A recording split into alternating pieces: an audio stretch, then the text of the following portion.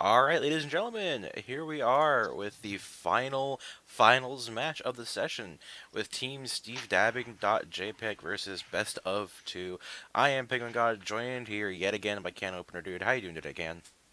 I'm doing pretty well. I am now color, so I get to talk more and less fast, which is always good. Yes, sir. So I'm pretty excited to see how this game progresses. So we've already got the bands coming out, right? As we're beginning here, seems to be just general comfort pick type bands coming out so far. Yeah, a lot of comfort picks and bans coming out pretty quick. The Fizz, especially against Zero to Hero, he's known as he used to be a Fizz one trick, not too long ago, to be honest, and so getting that out is very important. The Tom Kench is always a very strong pick, and I feel Lethal Bacon plays that quite often. The Aatrox, Vladimir, Darius bans, and even the Brand ban are really strong as well. Belkarama is known as one of the best support brand players in Learning 5. So a lot of these names have been around for quite some time. Zero to Hero is our head of coaching support demos. Get Me Fed is Banter. Do Burritos We Zhao. Belkarama is, well, Belkarama. And so we have some pretty big names in this match. But in the top lane, we have Renekton versus Maokai. Now, tell me how this match goes. Um, it doesn't, more or less.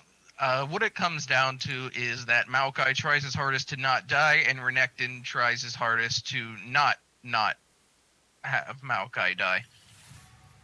Yeah, So that's yeah, that's a great way to put it.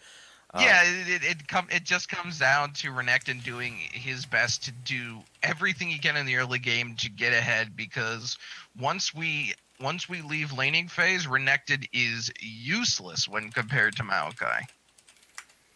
yeah, uh, the late game with the tankiness that Maokai provides is pretty strong. But now, how about this mid lane matchup? It's gonna be Talon versus. I'm assuming it's Talia in mid. They picked it slightly out of order there, but I'm just gonna casually assume that Talia is mid and not jungle. And so the Talon versus Talia lane, the I forget the name of the little pebbles she puts on the ground, but the things that Scorch ground. Or, yes, well no, the no, threaded earth. yeah, where anything that dashes through it takes damage. Yeah, Yeah, threaded earth. Yeah. that's gonna be very strong against Talon because Talon's gonna want to jump on you pretty quickly, and so if you can get those out during the laning phase, so he can't jump on your face and hit it, then that could be something that happens. But this bot lane is gonna be pretty interesting. Kaisa Lulu versus Swain Morgana. Can you speak to that? Uh, well, this is basically classic early game versus late game, or slightly earlier game versus late game in this particular instance. Swain has a lot of power throughout pretty much the entire game, which is why he's a very prominent pick in the LCS and in Learning 5s right now. But he is much more early game focused, especially when paired with a Morgana, whereas Kaisa, like Vayne, is much more focused on the late game. They're going to be looking to build kind of a quasi juggernaut composition with the Lulu around that Kaisa. The only problem with that is they really don't have much of a front line. So Hmm. in the laning phase itself, Kaisa is going to basically just try and stay back, maybe capitalize on some ganks if they come in. But as the game progresses, they should start to come online more as far as damage goes. But team fights don't really go in favor of Dab in this particular game, simply because they don't really have a front line. They have Renekton and somewhat Graves. Now, Hmm. obviously, Lulu can mitigate that somewhat with shields and polymorphs and wild growths and all that. But when it comes right down to it, they don't have a dedicated tank, whereas there's 2.5 tanks on the side of best of two. So I don't. This team comp seems a bit eclectic, if you ask me, as far as Team Dab goes. Whereas on the other team, it's a much more standard team fight comp. You catch someone out with either Talia or Morgana or even a Maokai engage, and then you just go all in with your big beefy tank line in the front, and the Swain and the Talia throwing out spells in the back line, and the Morgana doing Morgana things. Yeah, I agree. Now I will mention that I did say that Talia was likely mid, but instead it's going to be a Warwick versus Talon mid, and that's going to Yeah, be that's a bit of a stranger lane, honestly. Sorry to interrupt you there, yeah. but It just seems like if Elocita could play Warwick, that it probably would have been smarter. Except I do have some insider information that Get Me Fed was asking people in the past week or so what he should be playing mid for the finals, and I think someone told him to play Warwick mid, and so yeah, that's what's happening here. He requested just random picks for the finals, and so somebody requested Warwick, and that's what's happening right now. So to be yeah, fair, I'm not sure. I'm not just sure about this. It's certainly not the worst matchup for Warwick. Talon requires a significant amount of all-in to be able to kill his opponent laner. That's why he's so good against mages, because they can't deal with that on a regular basis. But Warwick can. He's got his fear if he needs to get away, but he is one of the premier duelists in the game, even at level 1. mm-hmm. So this might actually work out better having Warwick in the mid lane as opposed to Talia. But Talia is also a very strong pick in the Talon because she can zone very effectively and keep him out. Yep. But I'm interested to see how this works out. This might turn out to be more of a 300 IQ play as opposed to a 3 IQ play. But we'll have to see how that goes once we get into game. Yep, we'll have to see, but for now, we're going to set it over to a quick break with some tunes while we load in. Get those champions on the Rift in just a moment, but we will see you back in just a few. Don't touch that browser, we'll be right back.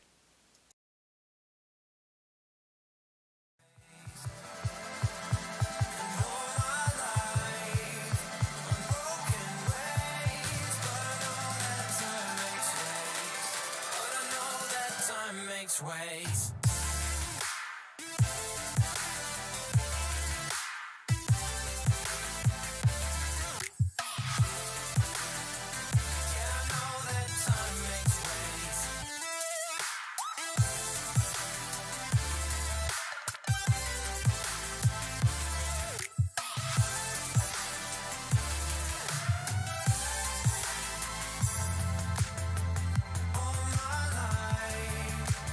Broken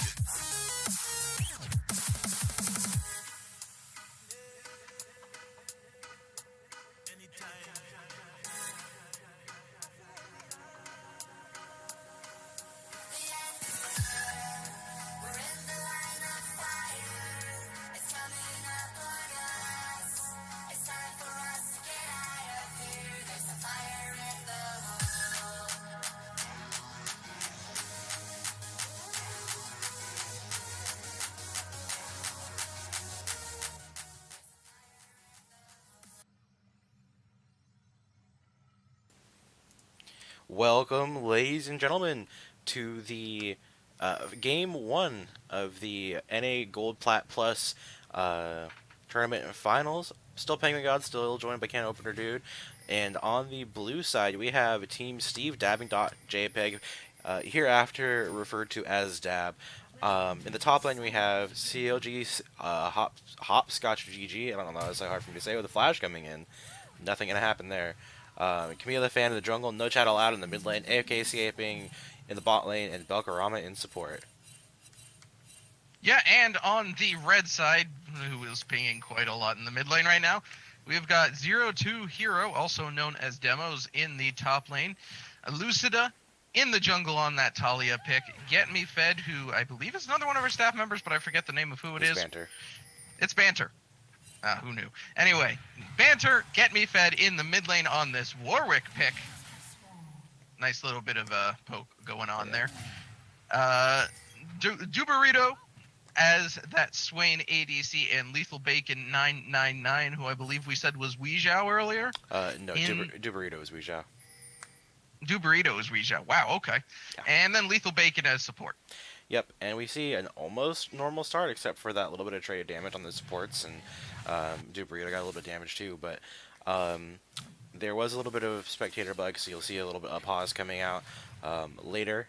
That was for us casters to catch up and get into game, and so there will be a slight pause in a few minutes, but pretty natural starts. I was kind of surprised that Atilia did go jungle and the Warwick was mid, and so we're going to have to see how that plays out. The Talon versus Warwick matchup, I feel, could potentially be in favor of the Warwick, except that, especially because of the sustain that Warwick gets, but it's so hard for him to avoid damage. You see that here. The fear landing, but he just took so much damage to get that one little fear off. Yeah, this is it's a strange little situation going on in the mid lane right now. The one thing is that the amount of poke that Talon can, tower shot. The amount of poke that Talon can get off with the W is pretty good, but it does require him to use a fair bit of mana to get it off. So it'll be a question of sustain here. Yeah, in the mid lane we see again going in, no chat allowed, going down. First blood for the Warwick of all things. That is going to be very helpful in the bot lane, though. Yep, in the bot lane, Belkarama getting Lethal Bacon in the return damage. Trying to, punish him a little bit and get revenge for that damage that happened earlier. Yeah, that was a well played gank there by Camellia, knowing that the bot lane was a little bit too pushed up. They're very, very squishy right now, knowing you can't really do anything in the mid lane, decides to try and do something on the other side of the map. Duberito getting really low. Not gonna push any more than that though, but Duberito he can just get dove here really easily. Yeah, the W coming out from the Kaisa chunks him down to about 100 HP, but the health potion and the level up gonna put him over 200, which is really good for him. Yeah, he could probably even stay in lane at this point because he's got, as Swain, he's got a fair bit of sustain. He's got one more potion to pop. He'll be all right to stay in lane here. And that Doran's ring does give a little bit of sustain itself anyway. I think he'll be all right to stay in lane, though it is a fair bit of poke that he's going to be eating from Belkarama and AFK scraping. Oh, but looks like there's going to be an engage going on. Belkarama going to really having to burn its flash to get out of there. Yeah, the nice CC Duberito is able to put the never move on him, which, as you mentioned yesterday, does actually make him move now. But the gank again coming in mid lane, no chat allowed, having to flash and hop over the wall. A little bit of parkour there to save his own life. But yeah, a little interesting amount of chain CC going in the bot lane. Duberito is able to pull Belk out of the minion range so that Lethal Bacon could land the binding very easily, and it forces Belk to burn his flash. But Get Me a Fed going in a little bit more to get some more damage. Oh, but gank bot lane not gonna land that ground movie ability. Yeah, there we go. That's what it's called, right? Seismic shove. Yeah, there we go. I knew it was something. It was literally ground movie ability. That's what it is. It's literally.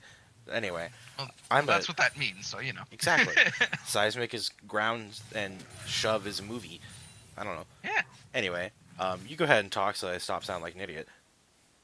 Well, one thing I wanted to point out here, you can see on your screen these various little icons that are appearing above the blue team's head. That's the Warwick's W's passive proccing to give him that increased movement speed. Now, that's one advantage that Lane Warwick has that actually, he has it in the jungle too, so but it serves a different purpose in the jungle. In the jungle allows him to move towards lanes quickly, but it's a bit of a telegraph because, hey, if you've got a thing over your head, Warwick might be running towards you. But when he's in lane, if anyone on the map has that on their heads, he can just run in that direction to get some extra movement speed in lane, dodge skill shots, etc., etc., etc. It's very, very helpful for a lane Warwick to have that ability. And also, if you look at all three lanes and Oh, but the no flash one, going top, whoa, 0 to hero getting the kill, not going to die to tower either. The minions don't care about him. He has to back immediately because Graves is coming top. We'll have to see. He's going to run the whole way back to his tower. He is, but Graves might flash in for this. He does. He is Gets level the kill. 4. Gets the return kill. And not really anything Zero could have done there to prevent that return kill from coming out. But he did get the first kill, and he's ahead in the lane now. He is half farm, though, so there is that. But as I was saying, one thing to know is that with that W passive, if you look, and all three of the lanes are relatively healthy, but you still have that passive. That means their jungler is actually the one that's low, so if you could track them down, you might be able to get a cheeky kill off in the jungle as well. It's a very interesting ability Warwick's W is. I definitely one of Riot's better decisions. Oh yeah, but he's going to get engaged on having to ult away. Gets under tower, but the ignite going to happen. Get Me Effect getting taken down over to Hopcross GG, but Lethal Bacon getting a bind bot lane as well. Directed camera just playing wonders on our brains here. Yeah, very, very good roam there by Hopscotch. I don't think he even, actually, yeah, he did go back into lane, but then he just roamed down once he saw that Zero had not returned to lane yet. I think he actually teleported, and then just come down into the mid lane, and then Lethal Bacon decides he needs to disconnect twice. So, that's the thing. Well, I think this is the pause where they were waiting for us casters to get in. So we had, I'll explain they did pause for about a minute or so for us to make sure that they didn't have to remake. So I'll explain what happened. There's a slight bug where sometimes the spectator feature in custom lobbies can bug and will have a what's the word they use? I don't know what the word they use, but basically it crashes and kicks the spectators out of the spectate slots. So if you don't have anyone on in the game on your friends list, you just can't spectate the game. That happened on Friday for our EU game, and because we were NA casters, we didn't have any of the players on our friends list, and luckily, I have a handful of people in this game on my friends list, so we were able to just have them pause for about a minute and a half, while the casters got into game, spectated, synced up our timings, and yeah. And now here we are. Yeah, this is a fun time. And with that being said, let's take a look at the game while we've got some time here. About a 10 farm lead for Duburito in the bot lane. Very, very decent for him, especially being a slightly lesser range champion, though Kaisa isn't exactly known for her range either, so pretty good on them for getting that farm lead there. As well as in the top lane, still about a 13 farm lead for Hopscotch, even with that roam that he did to pick up a kill. So he's doing a good job of keeping his farm up, but he needs to assert more dominance in this lane if he wants to remain relevant as the game goes on. Because going even in a lane like this, or even building a slight lead like he has right now of about 400 gold, is not going to be enough to keep him relevant when Zero to Hero just builds straight tank, presses R, and can basically have as much, if not more, influence than Hopscotch could have using his entire kit twice. Yeah, that's just the impact that Maokai has in the mid and late game with the amount of CC that he provides, with the grasping roots and the snare and the stun and all that stuff that he puts in. He puts in so much damage and mostly CC and just frontline stats in the late game. Whereas Renekton goes in, he does do a very good job of typically singling out one person to kill them. But the main target that he has in this game is just the Talia. He's not going to really be able to solo out the Swain or the Warwick unless Warwick, just builds full damage. And Which he might, but he might. And I guess Lethal Bacon. Lethal Bacon could be a target as well, but even then, he's likely gonna have the Zhonya's Hourglass to protect himself, and the rest of the team is just gonna be super tanky aside from the Talia, and so I don't really see a way he's gonna get into these team fights properly. But he's the only front line for Team Dab here. He has to build relatively tanky to have that same impact that Zero to Hero is gonna have. But I feel like Zero to Hero is gonna do that much more effectively. Yeah, that's kind of the advantage of Maokai, is that he tends to go even in lane, but then completely take over a late game, and that's why a lot of people value him heavily. And now we're back into games, so now we can see all that stuff we just talked about put into motion, one can hope. Yep. As the game continues, and Zero to Hero immediately goes in for a fight against Hopscotch. Not a whole lot's gonna come of that, which is why directed camera has brought us to the bot lane. If directed camera wants us to see Belk getting at half HP, Belk having to get hit by the binding, not going to get killed, but Lethal Bacon is out of position a little bit, taking a lot of damage in return. But Belk and AFK escaping are really low. Their health pool is much lower than Do Burrito and Lethal Bacon. And Lethal Bacon and Do Burrito also have more of a way to regain their HP. But Graves is bot lane. Do Burrito having to pop the demonic attention. AFK escaping going to get so low, not quite taken out just yet. The ult does manage to get a Camila fan being the next target. De Burrito barely getting in range with the bind from Lethal Bacon. A nice binding there.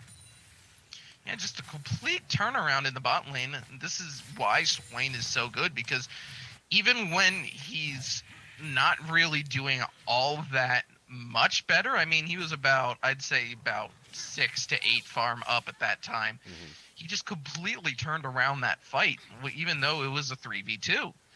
Oh, another pause. Maybe this was the pause where they were waiting for us? I don't know. No, this one, according to the chat, they say that Maokai is now having some lag, so our good friend Demo's having a bit of a problem. I see. Alright, so, you saw in that bot lane one interesting fact about Swain, for those that haven't seen him a whole lot lately, his ult doesn't cost any mana. It only costs the charges that you've built up. Oh, and Lethal Bacon is also disconnected. It only costs the stored charges that you have for the last however many minutes it was on cooldown. And so when you have that up and ready to go, the Swain is able to just pop it whenever he wants to, rather than having to save his mana for it. Most other ults in the game cost mana or energy or whatever to use, and so Swain having that impactful of an ult for that low of a cost, I mean, I guess you kind of invest mana into it over time, in that you have to get the stacks from your passive to cast it. But even then, even just one never move, or I forget the name of his W. It's a Visions of War, I think. And so if you get one Visions of War or one never move, you can use your ult. You only just need one stack. It's not strong, of course, but it still could potentially keep you alive. And so the Swain has the capabilities to use that ult basically whenever he wants, especially considering Morgana is his lane partner, so he's able to get those stacks from Morgana spending mana and not himself. Yeah, it's having a significant amount of hard CC on your team helps with that building of stacks thing very, very well. Like, if we take a look at his passive right now, he gets soul fragments, and those soul fragments heal him, by the way. Yes. So that helps with his sustain as well. Just landing CC heals him. It's ridiculous. So immobilized enemy champions are the ones that give him that. So fears won't work, so the Warwick E will not, but the but the Malachi snare from Twisted Advance and Grasping Roots, both of those will work. His Never Move obviously will work, and so will the snare from Morgana's Dark Binding. And So her he ultimate as has well. a lot, and her ultimate as well. So he has a lot of opportunities to grab those stacks. He grabs a few of them, pops the ultimate as the fight goes on. He could turn around a fight by himself. He's a Also very, from very powerful the Warwick champion. the Warwick ult can happen too. Yeah, that's very, very true. Though you want to be careful with that because if you pull them out of the Warwick ult, it does remove the suppression. Yes. They are still taking the damage, but it removes the suppression. So Mm-hmm. it could be a bit of a troll to your team if you use that, but it depends on the situation, of course. Yep. Debrita could be playing through the team here and just pull people out of the suppression so that they can actually use abilities, which would be kind of funny. But yeah, we see the game loading back in after the second long pause. Hopefully we don't have much more going into this game or in future games. So we see in this top lane about a 25 CS lead for the Renekton. And you know what? That's pretty normal for a Renekton, especially into a tank matchup. Renekton is known as one of the best lane bullies in top lane, but that's where he thrives is the lane. Oh, but get me a Fed going in. Camilla famming the target, having to ult in. The Ignite not going to quite get it, but the Flash Auto going to grab it. Lethal Bacon is really low, gets his life traded. And No Chat Allowed hopping over the wall using his parkour, but the ult coming out from Lucida. Wow, my brain just stopped working. No Chat Allowed hopping over walls, doing Talon things. You're not going to catch that guy. It ends up being a one-for-one exchange jungler for a support, so that's not that bad of a trade, honestly, especially since Lethal Bacon, he doesn't necessarily need the gold, but he doesn't need to be in lane to pick up farm either. So him dying does not put him significantly behind, whereas the jungler dying, especially Carmelia on this Graves, does put them significantly behind, because now they need to spend time going back from base, they spend time being dead. That's time that the enemy jungler, Lucida, can be spending taking Scuttlecraft, going for a gank into the bot lane. Yeah, that binding and right wasting there. a flash. There you go. Yeah, that binding right there is makes Belk burn his flash. So the top lane, we're just going to see these tanks hit each other a bunch.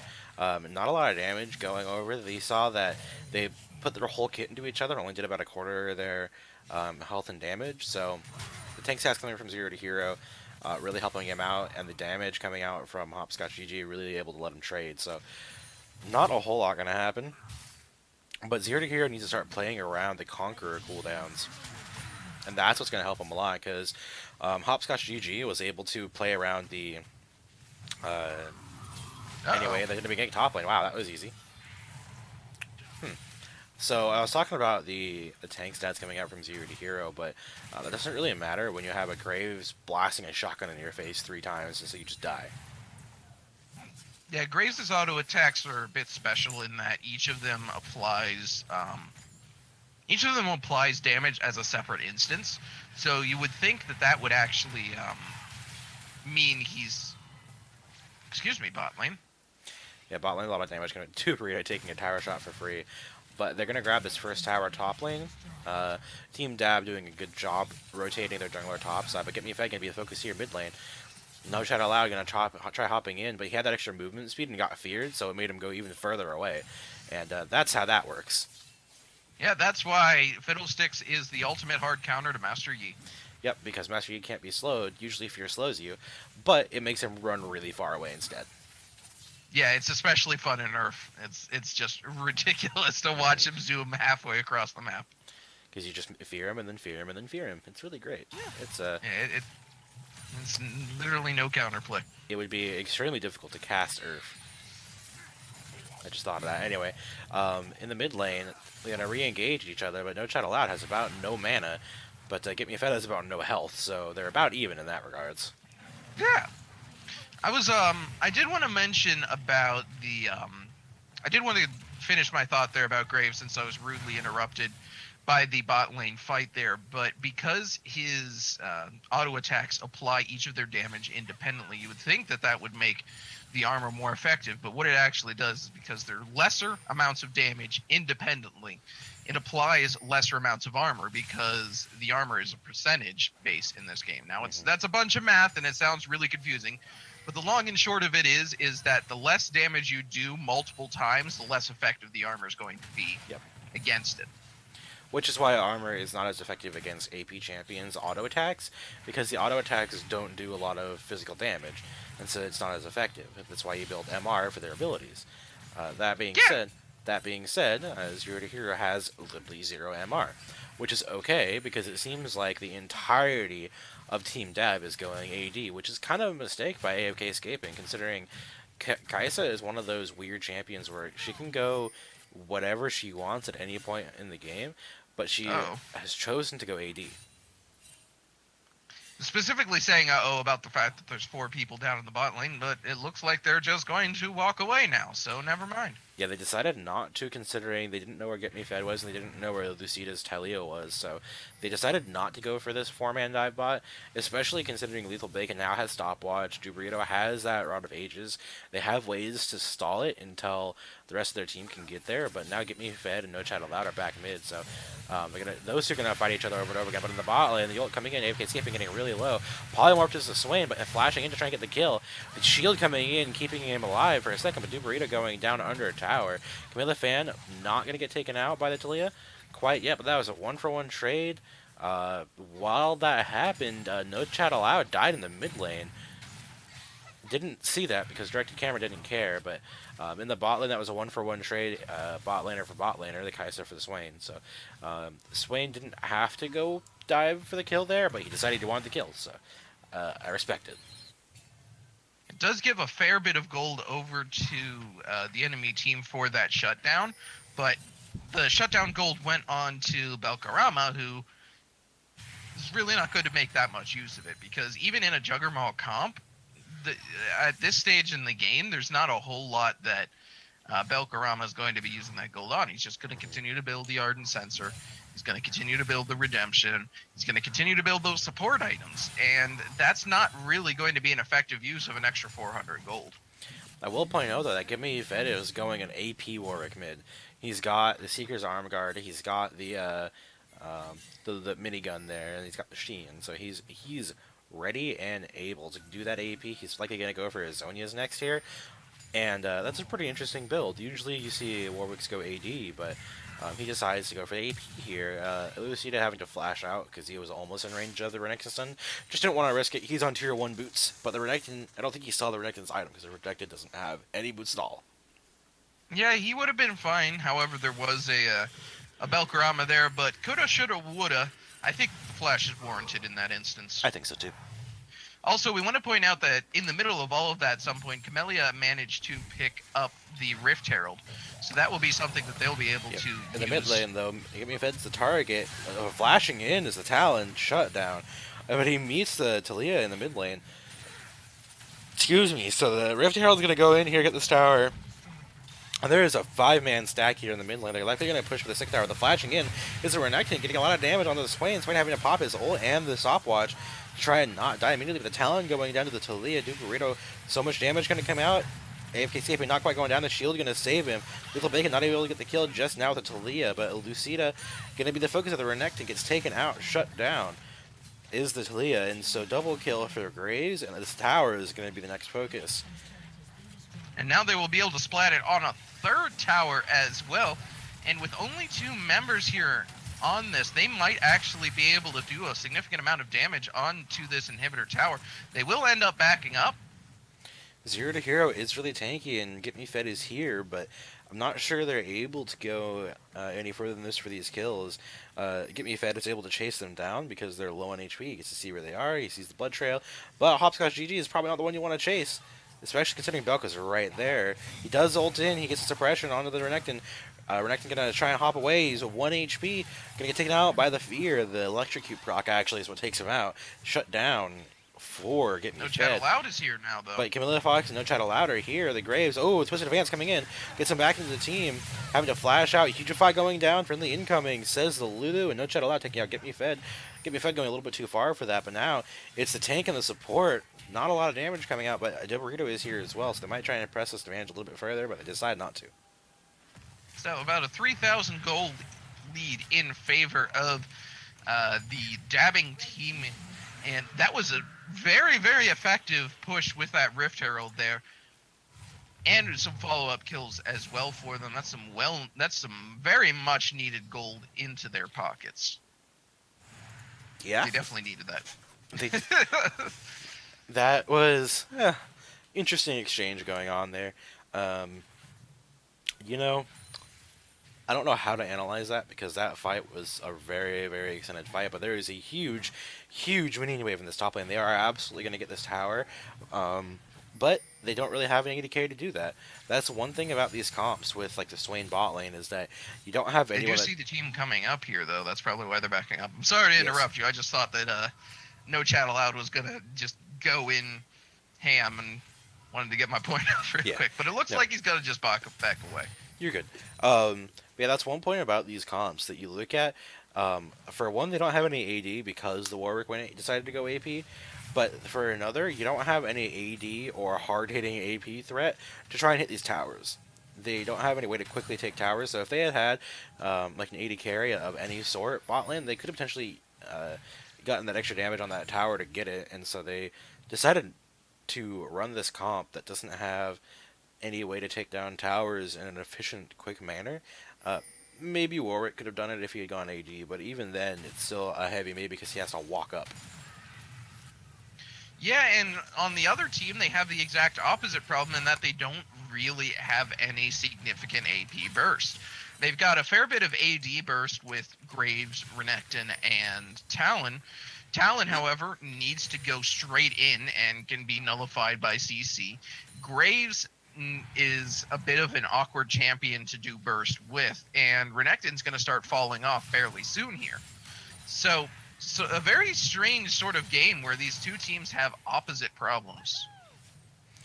Yeah, they kind of have opposite problems where the team comp coming out from Dab has a pretty good straightforward 5v5, minus the Talon, who is actually going to want to flank to try and get Lucida or Dubarito bursted out.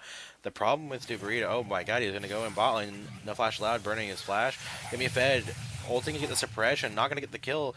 The No Chat Allowed going to try and parkour away, but Get Me Fed is in a bad spot. He is pinned between four. He does not have his flash, but he finds a path out. The Graves is walking around. Ooh, he decides to chomp. Get Me Fed. Gonna get taken out pretty quick here, but almost taking out No Chat Allowed. No Chat Allowed so low, Zero Hero gonna finish the kill. But the rest of the team is here. Lucida gonna support Zero to Hero. The Graves going down. Lucida is at basically 1 HP, 1 auto attack is gonna do it. Ooh, Belkarama going in, getting the flash. Zero to Hero gonna take him out in a very quick manner. Shut down onto the Belkarama of all people.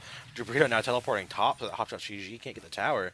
And all in all, that was a 2-for-3 trade in favor of best of 2. Yeah, this game just keeps swinging back and forth. There's really not a whole lot to say other than these teams keep trading back and forth their advantage. Now it's up to the red team to see if they can push it and take some towers again, but like we said before, they don't really have an effective tower taker.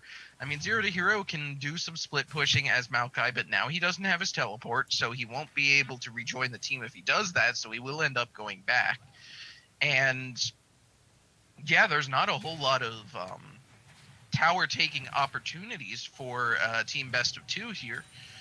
But on the other side, there's no towers for opportunities to be created upon for the for Team Dab, except for in that bot lane, which was just pushed out by Zero to Hero.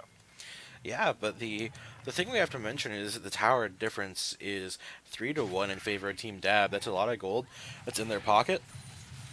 Everything else is even except for those 2 towers.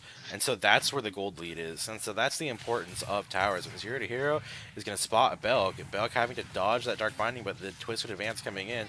Belkorama in a bad spot gets picked off with a massive amount of CC. Do you end up using the Chains of Corruption? No, that's Varus, I said that last night. Soul Shackles.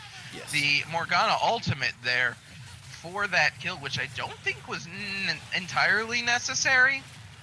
So a bit of a problem there. Now they're looking to turn on to Baron. Knowing that No Chat Allowed is bot lane does make this a fair bit safer than it would be otherwise.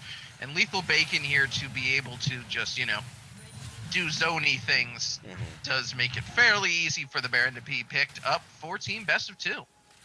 Yep, they do trade that for this bot tower. Relatively worth for best of two, but the Graves wasn't really anywhere near. He was kind of near. He could have done something, but decided to play it safe, not go for a steal, considering there were 5 almost full life members of best of two after that pick. Good objective control by them. A good choice after getting that pick. So they were able to grab that up pretty quickly, able to move on with that Baron buff, and hopefully get some towers for themselves because they're even further down in the tower count than they were before. Yeah, there's something to note is that they have very good objective control. Both of the dragons that have spawned into this game are in the hands of Best of Two, as is that Baron, but their tower control has been less than stellar so far. So a bit interesting that they've been able to kind of leverage their objective control into actual neutral objectives as opposed to towers, which seem to be a better focus for their team comp at least. But now Team Dav is going to be able to grab up this tower for them, this dragon for themselves. It's a mountain drake, but they are now trapped in the pit. Oh my god, Bill getting absolutely destroyed by Get Me Fed, the AP Warwick. He's going to flash in the bot side, but now Hopscotch GG is the focus. Kaisa getting taken out, and the Renekton getting taken out 3 for 0. And they're going to push mid to try and grab that tower for themselves. I feel like that was almost something that Best of Two planned. Okay, let's let them go in on the dragon. We'll sacrifice this dragon so that we can then collapse on them. We have enough damage to really take them out here. I wonder if that was the point. Now, we talked about how they really don't have much of a tower pushing team, but with this Baron, it almost gives them that. Missing the old Camilla fan, almost taken out, but does eventually grab the kill. Oh, but the binding coming in, no shot allowed, no life allowed for you. 2 towers down in the mid lane, and the third one going to be coming up very soon. Huge minion with Belk trying to pop that to get the minions a little bit lower, but this does not matter. Blue turret has been destroyed, and the inhibitor up next. Belk getting engaged on, though. The ult coming in from Duberito to save himself because the engage was coming in. AFK escaping, getting taken out. Another kill, 0-5 as Kaisa. The Renekton to the next focus gets pulled and shoved, pulled again. Zero to Hero really tanky in this front line. Camilla fan not going to be in range. The inhibitor hasn't gone down yet. The Zero to Hero extremely low. Flashing in his Camilla fan, but he flashes into his death. The bot lane, or the top lane turret went down to the minions, and now this inhib finally dies. And now they're just going to back up. And now they are actually ahead in towers after all that because of those minions in the top lane. It's actually kind of ridiculous how much they were able to push that there. Get 3 towers off that mid lane and 1 in the top lane as well. Absolutely ridiculous push for Team Best of Two. They are definitely ahead in this game now. They are absolutely ready to go, and they're able to get those towers because of that Baron buff. I mentioned earlier about how they didn't have any tower threat. They do with Baron. Yeah, they really do. And the Baron is going to time out here in a second. Get Me Feds has already timed out since he did die in that previous last fight. So they won't be able to do much of anything with the Baron buff, but they will pressure this tower in the top lane. Despite not having someone that can take towers well, Swain and Morgana do make an excellent siege threat. So if they have enough minions to do the work for them, they can certainly take towers that way. And Graves having to burn his ult to survive there, but the tower getting taken really low already, but Pelkarama getting absolutely destroyed. Twisted advance into pull, into whatever the heck they want to do, but the ult coming in, missing AFK escaping. Oh my god, he gets almost one-shot by this Warwick. It is an AP Warwick, and he's able to jump away, but AFK escaping going down again, 0-6, Get Me a Fed, throwing himself into the fray to get killed, but it's a trade kill for Lucida and Talon there, but now there are 3 members to the 2 of Dab. Killing spree is Duberito's Swain. Swain going to be doing a lot of damage to Camilla fan Graves, getting taken out. Rampage. Oh no, he took a base shot. He's going to get taken out by the Renekton. Zero to Hero going to try and fight it, but they need to try and focus on something else other than the Renekton. Renekton, why'd you jump that way, buddy? You could have lived a lot faster, but Blue Team's turret has been destroyed. The inhib going to be the focus of the the tank and the support, but they're not going to get it because Lulu and Renekton are up now. It's a support in the top laner versus the support in the top laner. Let's see what they decide to do. They do decide to back out. This top lane inhibitor is now open and ready to be taken whenever. Yeah, a bit of a mistake there. They probably could have at least taken one of the Nexus towers had not Duberito decided to go for a fountain dive of all things. It was, I mean, obviously you do want to zone out Camellia Fan in that instance, but I feel like maybe ending the game might have been a better decision, but what do I know? I'm not dying. I mean, yeah, like killing Camilla Fan over ending the game. Let's kill a Graves. Yeah, Pad those stats. it's Anyway, about sending the message. the massage, the massage. The mass message. It's about sending the massage. So Yeah, obviously. now, how does Team Dab get back into this game? Well, basically by playing to their strengths, which in this instance is going to be the fact that they have an AD carry and the opposing team does not. They're going to need to make picks because the team fight does go in the favor of best of 2 right now. So I would say wait for this inhibitor to respawn, play turtle until then, and not do what you're doing right now. Yeah, rip in Pepperoni's Belkorama getting caught again. This is the 4th or 5th time where he's just been caught out in his own jungle. Zero to Hero looking to engage on a no chat allowed. The Dark Binding or the Black Shield coming in. The top tower going to be the focus. He's going in. Zero to Hero is so tanky, he doesn't care about the towers. And he's built all armor against this all AD team. Duberito going to try and engage using the Zonias to gain a bunch of HP. Zero to Hero hopping in again. Duberito so low, getting taken out by the Renekton, while on the backside, Gimme Fed is going to zone out the Kaisa and absolutely demolish him. CLG Hopscotch doing his best to get the rest of the time off, but no chat allowed. Gonna die to the Warwick. There he goes, gets chomped. And that is almost an ace. Valkyrama the only one up. This tower going to be the focus. Zero to Hero has teleport, so he's backing to teleport back in with full HP. There he goes. And that's going to be the Nexus open. This is going to be looking to be another kill going over Hugify. Down goes the Graves. Right before the Nexus goes down, they're going to try and get another kill, but they can't manage it before the Nexus goes down. Best of 2 up 1-0 in this best of 3 series. Best of 2 up into the best of 3. Very, very well done to basically just plow through into a stronger stage of the game because their mid-game was definitely the stronger part for Team Best of 2. And they couldn't let the game go to super late because then they have to deal with a 6-item Kaisa, and 6-item Kaisa can 1v5. Mm-hmm. So they needed, they were on a timer, but they were on a slightly longer timer than Team Dab was before the mid game started, which is when when Team Best of 2 gets their power spikes. So that was really what it came down to. Best of 2, wait until mid game, try and roll over them. Dab, do what you can to survive the mid game, try and get to the ultra late game. And as we saw, they were not able to execute on that because they kept getting caught out in their own jungle, in their own lanes, in the river, in the objectives. They got caught. That's really what it comes down to. Mispositioning is what cost them this game. Yep. They cost that game, but now it's a 1-0 lead for Team Best of 2 in this Best of 3 series. That said, it is a Best of 3. Team stevedabbing.jpg has a chance to come back, but we're going to send it over to a break while we get things ready to go for the next game. We'll see you in a few minutes. Don't touch that browser. We'll be right back.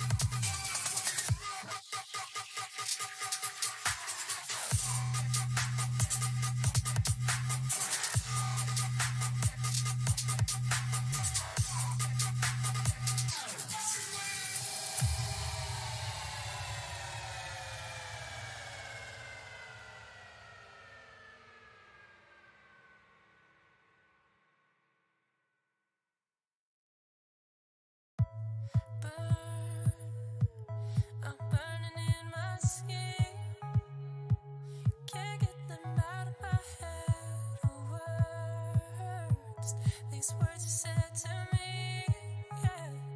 Stop my heart barely beating, and now I'm stuck on repeat. I can't sleep through this madness.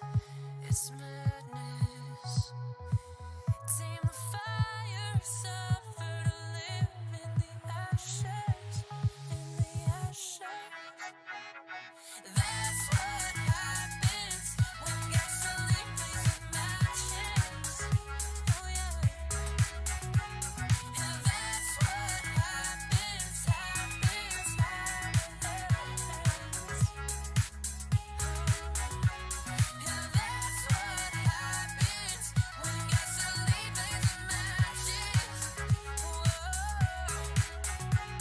And that's what happens, happens, happens.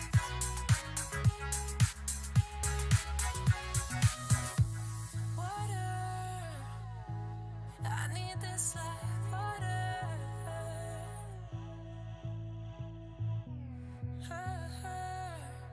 Surround ourselves in self-destruction. Self-worth. Need someone to come reconstruct it. You know it, you got it bad. And I got it bad. We got it bad. Now we're back to that feeling we never had. Just pretend. Catalyze my catatonic mind. Give it life until it burns too bright. Burns too bright. Consume whatever's left inside. Under cover of night, put the past out of sight. We both knew it wasn't right.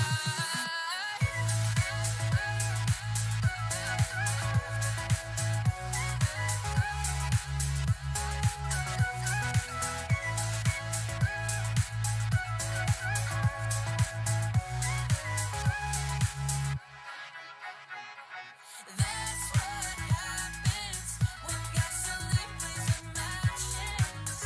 Whoa. And that's what happens, happens, happens. And that's what happens when gasoline plays with matches. Whoa. And that's what happens, happens, happens. When gasoline plays with matches, you get burned.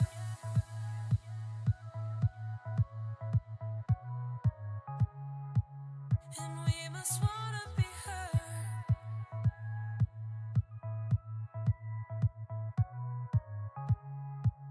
We must wanna be burned, burned, burned, burned, burned, burned.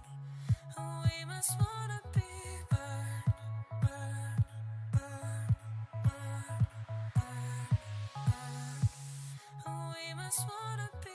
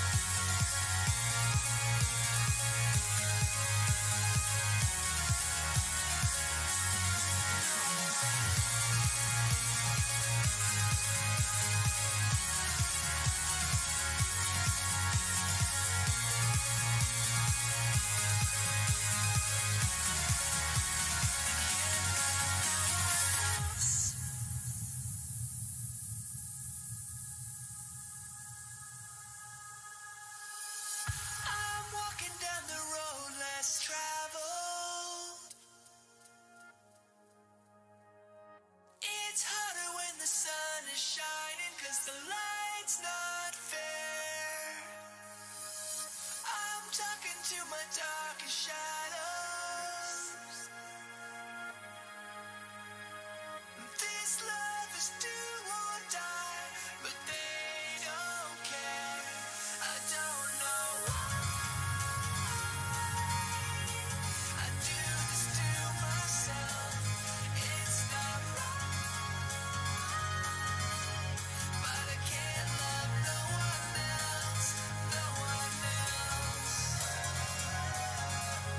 But I can't love no one else, no one else. But I can't love no one else. But I can't love no one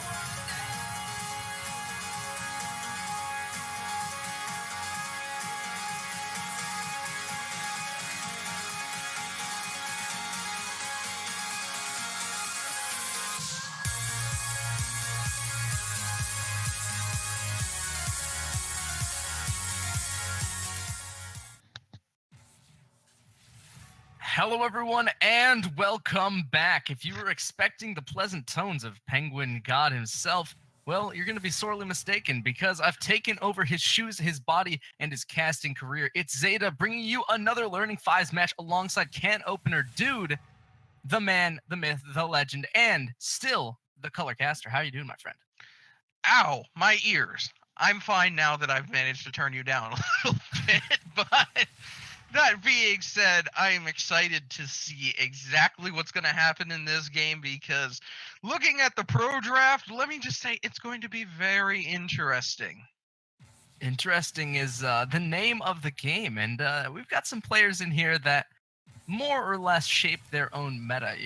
I think nobody can really forget the history of Learning Fives, of the jump Azir, the feeding. It's all deeply embedded in what we do here. And The jump Ari, I think you mean. no, I mean his Azir. The Ari Oh, wasn't that that too. bad. The Azir was... Anyway, besides the point. What the point is we're already well into picks and bans. If you're wondering why we're moving so fast, of course it is because we used Pro Draft beforehand on all of these games. And you are not mistaken. That's a Volibear mid. That is a Volibear mid replacing the Warwick mid, which he has decided to improve upon a bit. He's still playing a very bitey champion, but this time it's much more of a omnivore bite as opposed to a carnivore bite. So we'll have to see how that works out with him. The different structure of teeth may work in his advantage. It may also not. We'll have to Well, he figure has more that meat out. to bite onto, right? It's a That's Mundo. true. It's a very large target. But Mundo versus Volley mid, especially in an extremely short lane, I have a feeling neither of these two picks is going to have that much kill pressure. Well, you'd say that, but in a short lane with the changes to Volibear recently, he still has that speed buff when he uses his Q, but now he fears champions as well when he uses his E. So it's certainly going to be an interesting lane. I can't say one way or another exactly what's going to be happening, but it's certainly going to be interesting to see. One thing I want to point out here, as best of two picks their bot lane pick, do they know what an ADC is? I'm not sure whether they do or not. I mean, can you define ADC in the current day and age? I certainly can't be bothered to get a real definition out there because everybody's not It's an even bothered attack to play it. damage carry. Now, No, bot lane, Then why does Heimerdinger fit that role? Why is Heimerdinger being played Well, ADC then? he's played in the bot lane. There is a difference between a bot lane and an AD carry. Now, this is why Riot decided to call the lower of the roles the bot lane in the support as opposed to the ADC in the support. No. They actually specified and doubled down on marksman somewhere in the 6th season. That's true. They have definitely said marksman, and then they went and reworked Mordekaiser. So, I don't really believe a word that they say anymore. But what I do believe is my own two eyes. And it's going to be a Fizz top lane into Darius. Now, I've played the matchup a couple times, but I'm going to let you take us through exactly how that lane is going to play out. Well, the conventional wisdom for dealing with a Darius is to kite him, to basically stay out of his range and kind of dance around him so that you can deal damage to him while he can't really do much to you. The conventional wisdom speaks to Quinn, to even Vayne has been used in the past. Teemo in particular has been used to great effect. I've done Lissandra into into Darius as well. But Fizz, while certainly able to dance around, is a melee champion. I'd say about 75% of his damage comes from being in melee range, being in Darius's range, and being the fact that Fizz can only stay up on that pole for a few precious moments before he has to return to Earth with the rest of us. I'm interested to see how Hopscotch, if he manages to time his Qs and his Es, his decimates and apprehends effectively, he may be able to do a significant amount of damage to Zero to Hero in this lane. But on the flip side of it, Zero to Hero certainly knows that and may be trying to basically double play Hopscotch and dance around him by not dancing around him. So we'll have to see. It's going to be a bit of a mind game up in this top lane. Fizz not really having the health pool to go face to face with Darius means that he does have to play very sneakily if he wants to get ahead in this lane, especially with taking Ignite Teleport. He will not have that flash crutch, but he will have kill pressure, whereas Darius will have chase down with both flash and ghost on his side. Yeah, and because of the teleport changes in the recent patches, upping it to 360-second cooldown, if Fizz does make a misstep in that early game, if he does go down, he's only going to be able to get back once. There's no second chance for this laning phase, because if you die a second time, that teleport's not going to be up for so long that the lane is probably going to snowball out of your control before you have a chance to actually regain any semblance of a lead or even an even gold's percentage in that top lane. It's going to be really, really difficult. And as a kind of side note, is it wise then for Graves to be taking teleport as well? Because we've seen ADCs take teleport less and less and less after that has been changed. Is that still a worthwhile pick? I feel like it is on an ADC like, say, Ezreal, or even an Ashe could get some serious use out of it. But I feel like Graves certainly would be better off taking heal. He could even go with a barrier, would also not be amiss on a Graves, because Graves is niche as it is in an ADC sense, in an attack damage carry sense, is in his survivability. So I feel like a barrier even could be a better choice for Dubarito in this sense. But maybe he knows something we don't. I mean, after all, I'm not Diamond. I'm sure that you're somewhere in that Diamondy realm, but we'll have to see how Dubarito Diamond does doesn't make you good at the game. Let me just throw that out there. Diamond doesn't make you great at the game. It just makes you have a really shiny border so that you can be the one of your friends to go, yes, I am the authority on League of Legends. And authorities as we are, we still do need a little bit of time. So we will be taking a very short break as we load into game. Don't go anywhere. We'll be right back.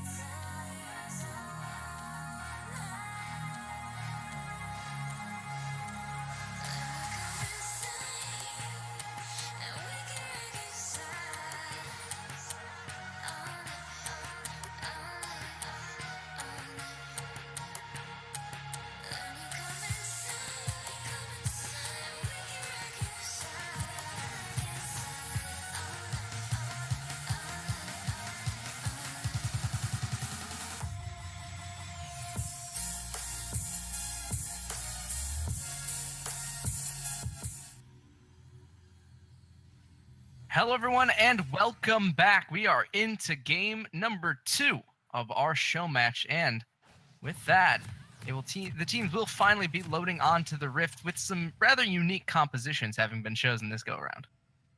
Yeah, they are definitely unique, more than anything we've seen yet far. Apologize for the extended pause there, bit of a technical issue, but we are into game now, and I can tell you with some certainty that the first few seconds of this game are going to be rather interesting. I predict some very serious stuff about to go down in this game. Yep, and there goes the first blood. I don't know what happened to Zeta there. He seems to be a bit disappearing. So with that being said, I will point out that Hopscotch GG does indeed fall to an early roam. He took a second or two to get up to that top bush, so he was surprised and killed by all 5 members. So a bit of extra gold in their pockets. They will start with an extra 45 gold each, except for Tom Kench, who got 25, and an extra 70 gold for Fizz. So that was fun. He actually managed to pick up the corrupting potion in addition to his dark seal. So that will certainly help him in the laning phase here, but we're going to have to see if it helps very much. He did also manage to take press the attack, which is a bit strange for a Fizz. As did both Trundle and Get Me fed this Volibear in the mid lane. A lot of press the attacks on this team, a lot of precision on this team, as well as a Glacial Augment for Lethal Bacon on this Tom Kench support. Pretty interesting to say the least. And as far as these rune choices go, I'm interested to see how it works out for them.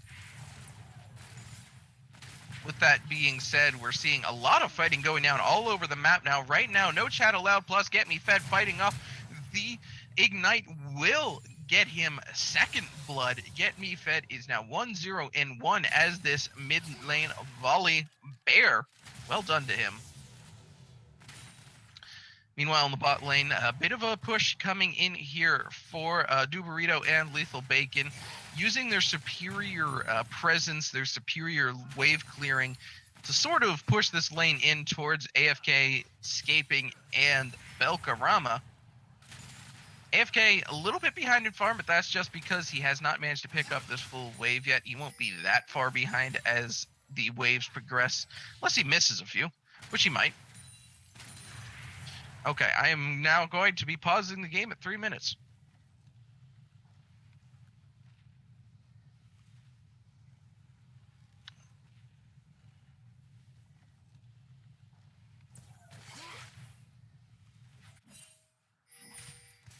And so now we're all on the same page, hopefully. Because so my game didn't stop. Yes. I was in time, and so we were trying to coordinate where exactly everyone else was at, but looks like we have sorted that finally. And apologies for missing the commentary on First and Second Blood. The timing issue meant that I was actually sitting at about 5 minutes in. But, you know, stuff happens. And when we don't have pauses, sometimes we have other issues. But yeah, the mid lane volley into the mid lane Mundo, I kind of expected this out of the Mundo.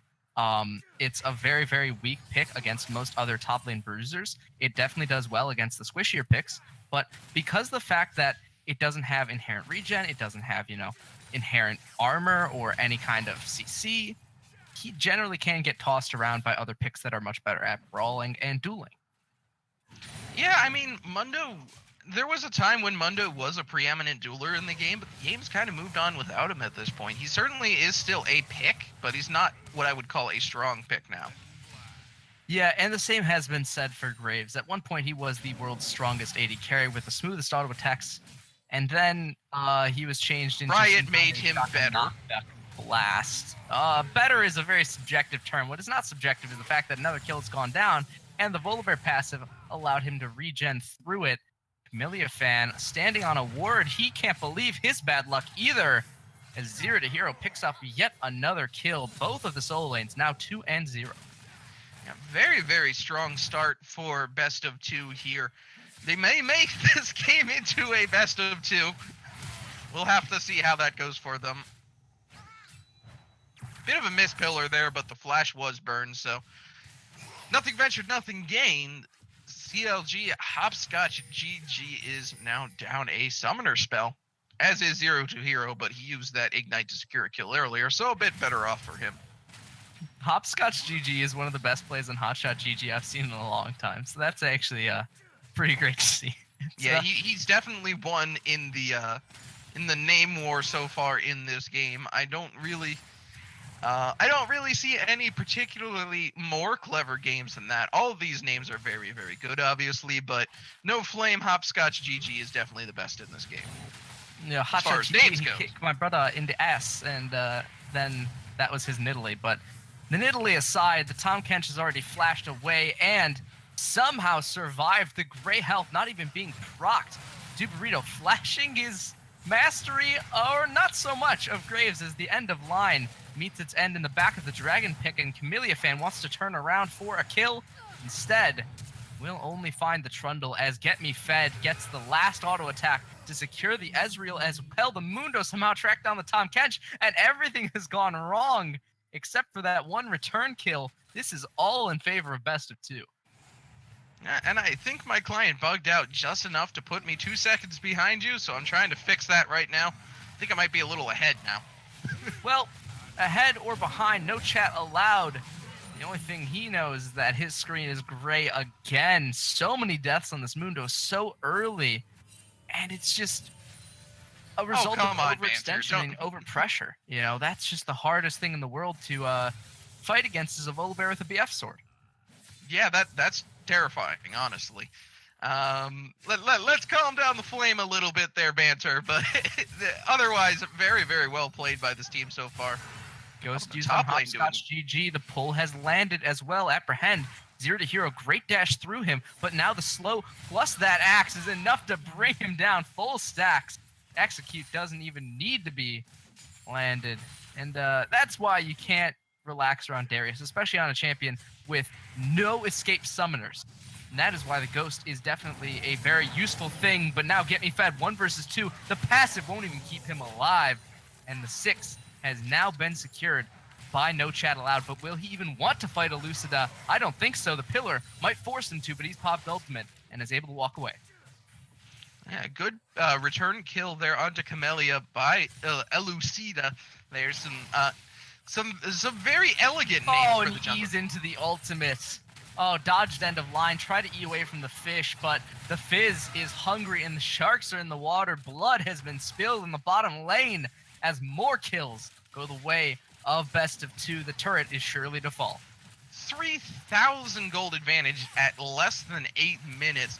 This game is all best of 2 right now.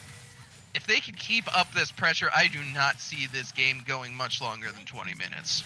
I mean, we're talking 15 minutes at this rate. Elucida might even make that a quicker fight, as he does get a great pillar to extend Camellia's fan. Walk around that wall. No secure on the Gromp. It resets, and he drops as well. Such a bad early game for him. With his 4th death of the game, he will fall even further behind. And at 11-3, got to wonder, where can this stop? Can they even start to come back? Well, they most certainly can still come back from this. I mean, the vast majority of, in fact, the entire majority of the best of 2 team is melee or relatively short range. Duberito has the longest range of anyone on his team. So a significant amount of kiting from the enemy team could certainly help them in these team fights. Hopscotch obviously can't do much kiting, but Camellia Fan, No Chat Allowed, AFK Escaping, and Belkarama can all do a significant amount of running away and still doing damage while doing it. So long, extended running team fights do go in the favor of Team Dab if they can have those happen. But they're so far behind at this point that picking those fights are going to be very, very hard, very, very difficult, and very, very inadvisable. So it really comes down to basically playing immaculately don't die and waiting for the enemy team to make a mistake, which Duberito might Or- have just done. Making a move yourself. I mean, Duberito has overextended on the Graves. He has nowhere to go, no flash available, and no support in his lane. The Tom Kench was late to rotate, and so he cannot be eaten out of that situation. Instead, AFK Scaping and Belkarama are going to reap the rewards of that top lane secure, and the turret trade looks to have gone in their favor. The fish misses as well. Belkarama is under turret, and he surely has a lot to worry about because the turret's going to start focusing him. He has flashed and thrown his Q. No stun onto the Fizz. He will drop before the ultimate goes through, and now Get Me Fed is going to try the 1 versus 2. The ultimate is thrown down exactly after he goes, and Camellia Fan will be the one to fall in exchange. 1 for 1 in the mid lane. Can that be a 1 for 2? It can. There's almost no way for the Mundo to go down to lethal bacon either, so this should be a great fight, and we're talking about getting back in. It's those little advantages that start to stack up over time. Yeah, that's really what it comes down to, is the little advantages. They're doing an excellent job, and Best of 2 playing a bit too cocky. They're trying to just rely on the fact that they're this far ahead to carry them. And while they are far ahead, they're not building safely. So they still need to play smart in order to continue to extend their advantage. They're building offensive items, like for instance, Zero to Hero has picked up a Stinger instead of continuing to complete that Zanya's that he's working on. Get Me Fed has gone for a Storm Razor and then 2 additional long swords. Duberito is going straight into Eye Edge. That these are not items that you build when you want to respect your Hold opponent. that thought, because we do have a fight in the top lane, and with Hopscotch GG barely making it out, they burned a lot of time not being able to secure him. Flashing forwards for the Black Shield was used. It's a very curious thing, but Camellia Fan is alive for now. Same, might not be able to be said of AFK Scaping, but Banter's actually run out of speed under the turret, and he will not get the secure either. So close. We were talking about that speed and how it's going to be hard sometimes for this Volibear to catch up, right? The running team fights, you mentioned it earlier. This is what they were really worried about, right? If he doesn't have extra move speed items, if he doesn't have that Predator, he is very, very, very vulnerable to people that can kite him out exactly like this Ezreal.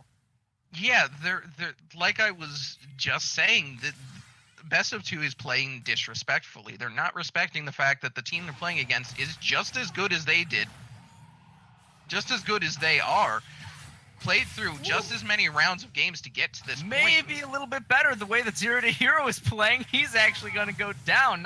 No chat allowed.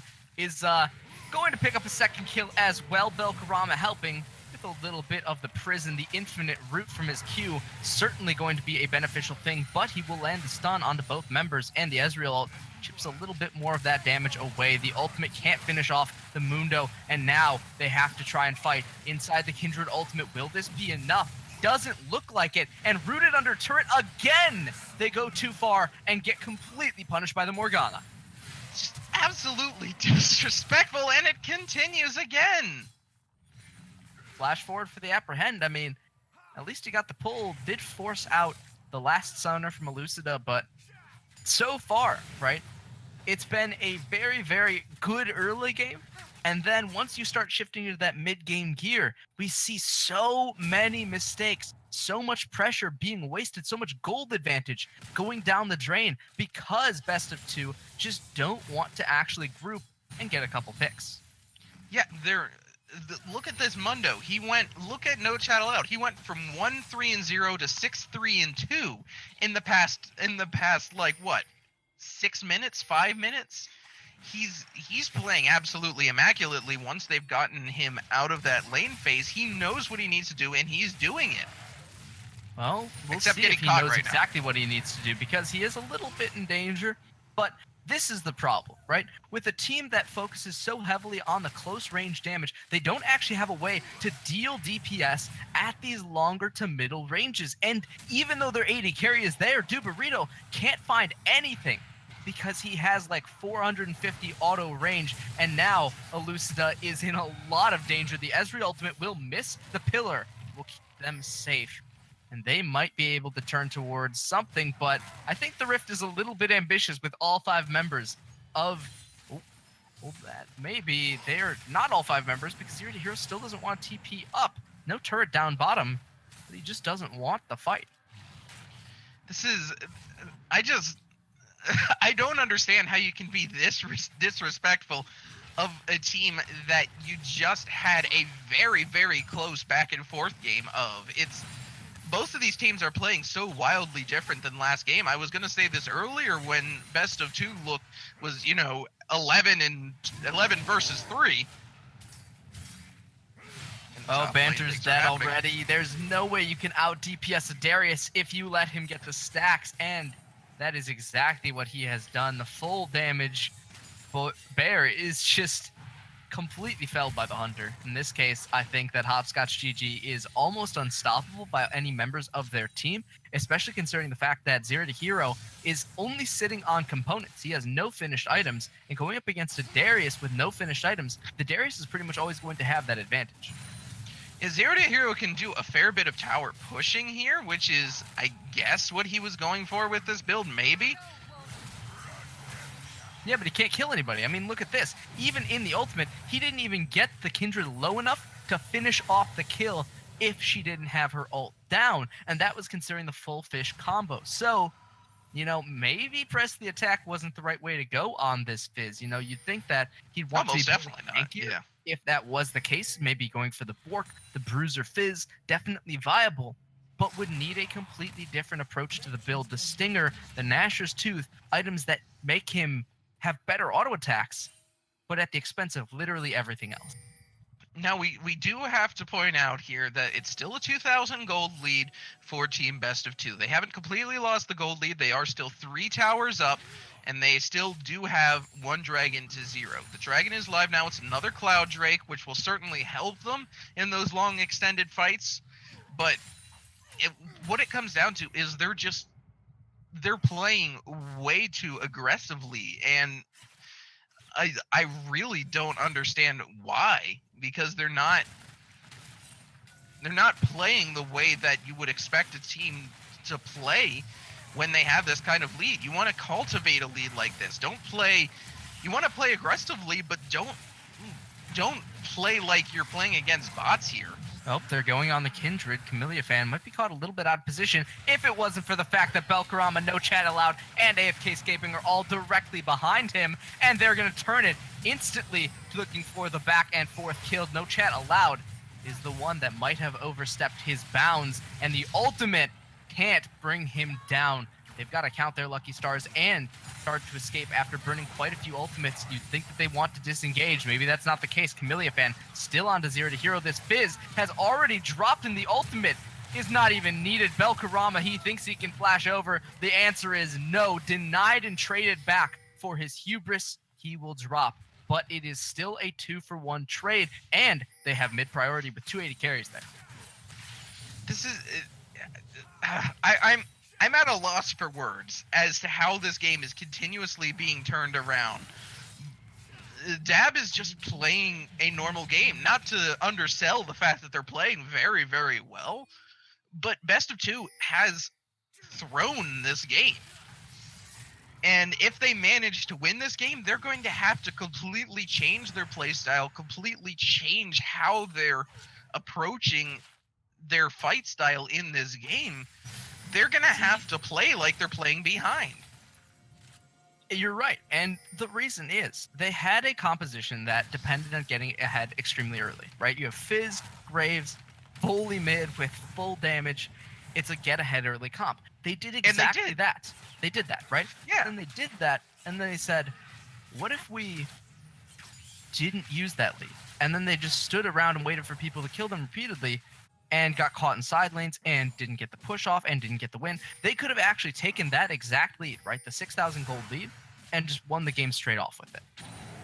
An early ghost pop here by Hopscotch. I mean, he already has the kill at this point. Get me fed. The only thing that's left is for them to press the buttons and finish him off. He doesn't have the trundle, though, and that's one thing they weren't counting on, right? Get me fed has always been going into these side lanes completely alone, and that's where they catch him. They catch him on the trade, they catch him in the solo play, but the fact that trundle's there shows that they have started to change the way that they're playing this game. They are actually respecting a little bit in order to make a change and try to get this gold lead back. Yeah, it seems like they've calmed down a bit, which is certainly what they want to be doing. They are able to pick up that inner bot lane turret as well, 4-1 as far as towers go. Oh, no chat allowed. He's overstepped. He forgot the fact that the Tahm Kench is there with percent health damage and the ignite to wrap up the kill. 0 to hero on this Fizz. He has started to make it work, but I mean, he's still so low on actual AP damage and high on CDR. You'd think that he wants to go the other way around, especially when he's only getting 1 or 2 chances at this. But they need something more. The Darius flash double apprehend, and that's going to be another 2 kills picked up. Oh, it is just looking like a great day to be a Darius player. Yeah, Hopscotch certainly doing his best to put his team on his back. Obviously, we cannot undersell how well No Chat Allowed is doing, but Hopscotch absolutely playing like a rock in this top lane, not tilting after losing that first blood first off, and then being in a lane where he's getting completely danced around. He just plays his game, and he's continuing to play it. The gold lead still... actually, it's under 2,000 now, about 1,500. So the mental fortitude from Team Dab to 1, lose a game, and then 2, come into this game and be down 11-3, and now bring it back to the point where they're equal on dragons and equal on kills, and only about 2,000, 1,000 gold behind, is absolutely ridiculous here. So well done to them so far. The question is, can they continue to hold on to it in the face of best of 2? I'm losing my mind here. In the face of best of 2, who's now starting to calm down. They've started to rethink their strategy a little bit. They're starting to group. Oh, good pick off to keep himself safe. He actually got eaten by that man, and now they've gotten themselves 2 picks. The pool's going to burn him down with a little bit of help from the Kindred, but that's going to be a dead Kindred as well. The ultimate only serves to delay the inevitable because the Darius is in the bottom lane and the Baron is in their sights. Yeah, this is exactly what I'm talking about. Yes, they have that mental fortitude to stay, but now that best of 2 is actually understanding, oh wait, we need to play this game instead of just pressing buttons. Things are starting to turn back into their favor. Yeah, and turning back in their favor, I think, is a little bit of an understatement when you're the one securing a Baron, as my screen goes completely black. Okay, there we go, League of Legends. I had to open the menu in order to make that not black. Thank you very much. But they traded Baron for 2 bottom turrets, and whether or not that's worth it depends on how much they can actually get out of this Baron. If they get more than 2 turrets, obviously it is a net worth trade. But if they don't, if they stall out, if they can't even crack an inhibitor turret with this Baron, it's probably not worth what they actually paid for it. And that is the problem. You know, when you have a team that you see Baron, you know you can do it, sometimes you overcommit. You know, you can afford to send somebody back. You know the only person on the map is Darius. You can send somebody back in order to take care of that wave. And they just didn't. And whether or not that's an oversight, might or might not be. It depends on how confident you are, how much you think that the Darius is going to be able to rotate, but no TP, no rotation spells. You got to think it might have been a misplay, but this might be an even bigger one as Belkaram is already gone, and the 2 tanks are getting shredded to pieces. Can this be the time for best of 2 to turn everything around? It looks like that will be the case. No chat allowed. He escapes with his life. But that was a 4 versus 5 that they soundly lost, and now we see exactly why it was a 4 versus 5. Bully's in the top lane. As the dragon is taken, he is knocking on the base doors.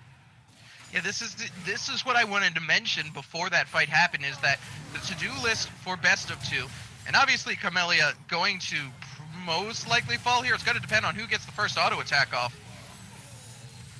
And it is Camellia. So the thing is, he had to flash away, but flash for killing the volley and not dying is a very, very good thing, because the volley is dead for like 40 seconds as a result. You're not and dead. He you loses can help his clear Baron waves. buff.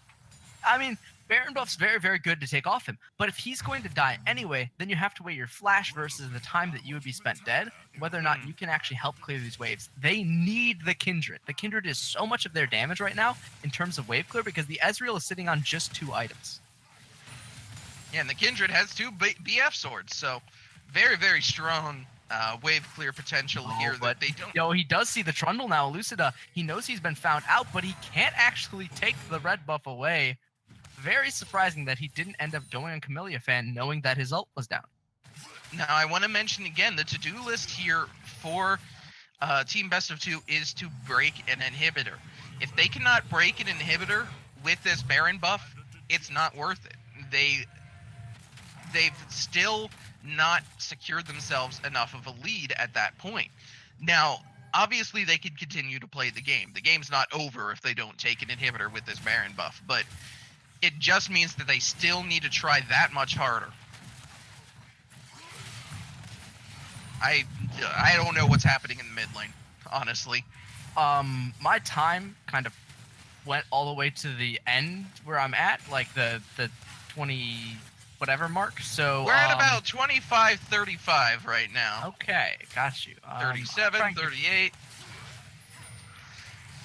Well, right now it looks like Lethal Bacon's been hit by a Dark Binding. He's just going to be able to walk out, though. He did pick up Swifties, though. I would have imagined Merc Treads would have been something that he might want to look into, especially with a Dark Binding, even though that's the only real definite RCT. Gets rooted, and this could be it. 0 to hero. Oh, but there's the Zanyas again going to pay off for him. And they're trying to duel the Kindred in her own ultimate. No escape this time, no flash over the wall. Get Me Fed takes down Camellia Fan, and they take the turret. This could be the start of that base crack we were talking about. Yeah, Camellia is gone, and No Chat Allowed is dead as well. This basically means that they're able to take a look at these inhibitor towers, but they don't have a minion wave here. And they don't have enough range to look at taking that tower until the minion waves come here. Yeah, what they need to do is they need to say, okay, we've got, Banter. He's been splitting very, very well, but we haven't been using that split. They've been, for the most part, very, very much a straight-up mid-lane team, and whether or not he's succeeding, they don't really affect their plans. They don't change anything up. Whether or not he's there, whether or not he's not there, creating pressure, it doesn't change anything. They need to use the pressure. They need to actually say, okay, he's top lane, getting doped by 3 people. Are we taking a base turret or not? Right? That's what they need to be doing. They need to be utilizing his pressure and ability to draw 2 people to his lane to get them more turrets. Exactly. And they're not. Is what they're doing. They really don't have that kind of positioning right now. A lot of worries for Banter. He's already gone down. The Darius is a very scary man, and he's going to land just more damage, more CC, and another kill. Both of their tanky frontliners dropping early means that they've stayed way too long, and it's going to be a big punish for them because now it means that they just can't push for a while. Now, they are 6,000 gold ahead now, Best of 2 is, and it still feels like an even game just because they're, again, not considering the macro of this game. They're playing based entirely on mechanical skill, and it's not working out for them. Now, Duburrito and Lethal Bacon are sitting here. They're trying to pull a death push against 5 people. Oh, this is not what you want to do. 1 versus Axe. It's not where you want to see them. Sometimes that's just the wrong way to go about this. Duburrito, though, versus CLG Hopscotch. He's got some damage. I don't know if they want to engage. They still aren't actually grouped as 5. And if they were to engage there, I think it'd be a little bit catastrophic. So it's good that both teams decide to disengage. Maybe a little less so. But at least they're both alive for now. And the Baron is coming up relatively shortly within the next minute. The Dragon as well. Both of these teams have a lot on their minds considering the state of the map and the fact that there are so few turrets left up. The next Baron might well spell the end of the game. And the next dragon is going to be an Ocean Drake, and that means so much to Dab, but almost fight's happening. Oh, it is a fight happening, but it's just Get Me Fed getting caught out again. I mean, how many times have we seen this, right? I mentioned it just a couple minutes ago. Get Me Fed is so often in a side lane, so often draws 2 people, and then just gets killed for it. And it's like, okay, why is he there? Why is he dying? Can we get anything for it? The answer is, right now, maybe. if they can pull the Baron off before anyone even notices that's gone, this will be a fantastic secure. But that's only if they don't notice. Belkarama, he checks it and flashes away. But a flash is better than a death. If he had gone down there, they most certainly would have been able to start this Baron up. Instead, he burns his flash and delays the Baron take. And they do get Lethal Bacon's flash out of that as well. Flash for flash on the supports.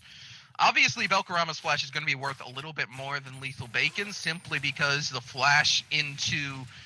oh, God. Why do I keep forgetting the name? Soul Shackles is so important to Morgana's kit in team fights, but she can also just walk up and Black Shield into ultimate as well. So there is that. The problem still remains. How do you get Banter and utilize his relentless split pushing to win you turrets? So we will see if they solve that equation or if they're going to keep trying to ram a square peg into a round hole as this game starts to drag on. Again, he gets caught, and it looks like they've taken the square peg approach. Yep. They're trying to plug a square Banter into a round game, and it's not really working out in their favor. We can safely say that Hopscotch is just not killable by any one member of the opposing team at this point. The difference is you don't need one member, right? Because as we've seen in so many of the actual fights, multiple members bring him down really easy. You know, he actually does get CC'd and burned to heck in the actual 5 versus 5 scenarios. The problem is when you give him free access to your Volibear. If your Volibear is the one that's taking the guy full on, Ansidarius, you are making a mistake, and they might have made a bit more of a mistake. The double apprehend into a big engagement, and now this could be the one that actually ends the game. These guys are so low. The Trundle is doing his best, but he has dropped as well. The Ezreal ult will save them and secure another kill. Dubarito will be the one to try and chase away. The Volibear has arrived, roaring mightily, but he cannot protect the Graves, dashing backwards into turret, and he goes down to the Mundo. The Volley drops as well, and it's almost a clean ace. Well, they do end up getting the ace in the end. It is not what I would call a clean ace for sure, because Hopscotch did fall in the end there, but they're going to be able to pick... Okay, almost. It's almost a clean ace. Almost. But that's going to be an inhibitor down. Like, this is... Plus Baron. This is an inhibitor plus Baron, right? They don't have any side waves set up, but why are you staying? Move to Baron. Okay, now they're going to Baron at some point, and this should be a relatively easy Baron if Hopscotch can make it in time, right? The only member who can actually tank this is still the Mundo, but they're deciding to go back instead. What they do know, there's no wards. There's no wards. You see 2 members of the enemy team sitting right there. Do the freaking Baron. Okay, anyway. It is what it is. So now they're deciding to do the Baron. I think that's a pretty good call, but they've given up a lot of their free time, which they could have actually been hitting this, and they had actually thought that the Baron was already started, right? They had thought that everybody had already started this Baron before they even got there, but instead... Demos, what are you doing? What they thought the Baron has been started, but instead the bait is what had been started. Demos goes down 0 to hero, 0 HP. In no time at all. The Baron is finally started up. Both these 80 carries are hitting it rather hard. It's down to about 50% HP, but they don't want to contest it. The only one they're sending over is Elucida, and now he flashes into the pit. The smite goes over to Camellia Fan right when they could have stolen it from under his nose. The level 17 smite beats out the level 18. Elucida, no luck on that one, and now the 5-man Baroned up unit is going to try to end this game. It's just so confusing the way that Best of 2 is playing this game. They had so many chances to come back into this, so many chances to stay alive and do well, and they just threw them away again and again and again on memes.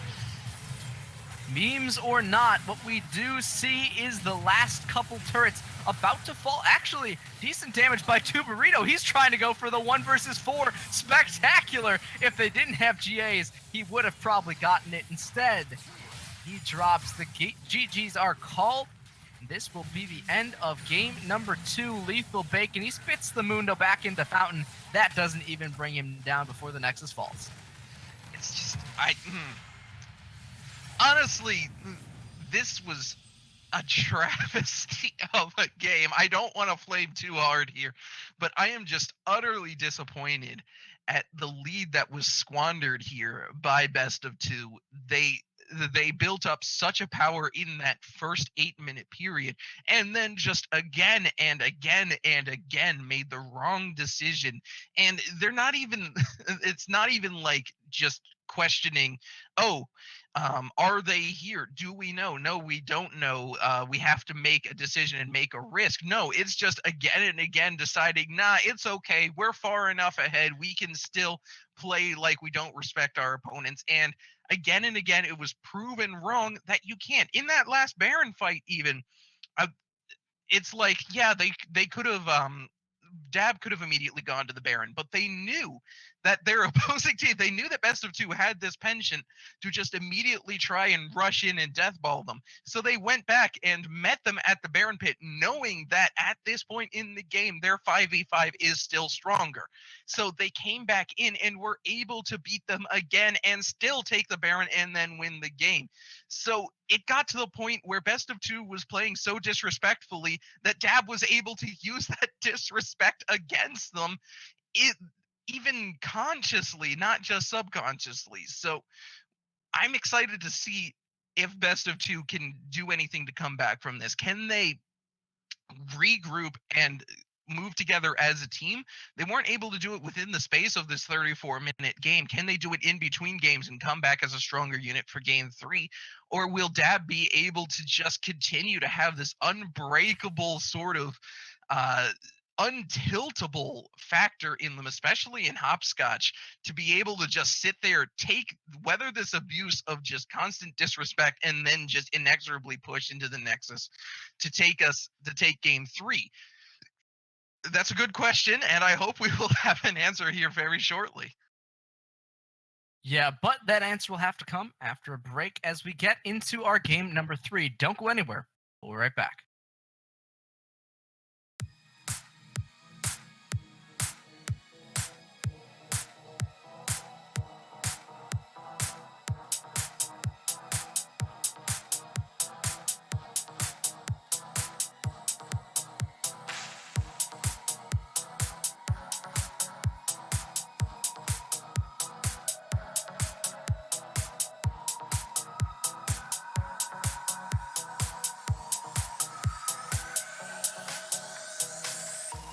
This clock is always cash, need to keep your count.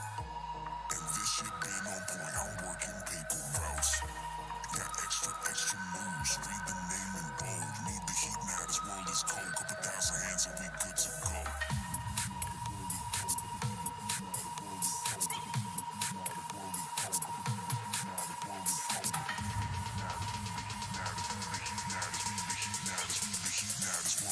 Couple thousand hands and we good to go.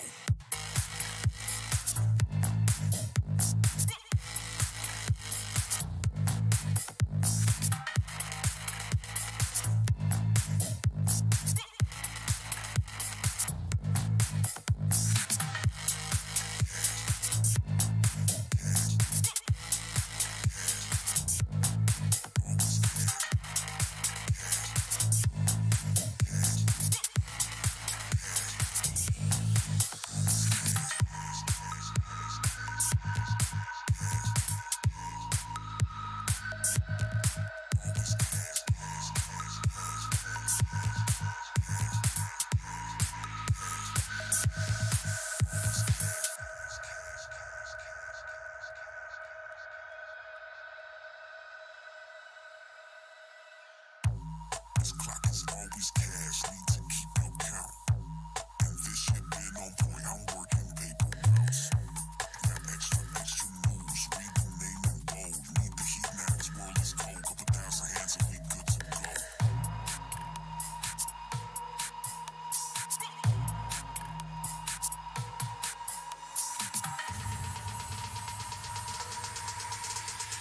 Need the heat now, this world is cold. Couple thousand hands and we good to go.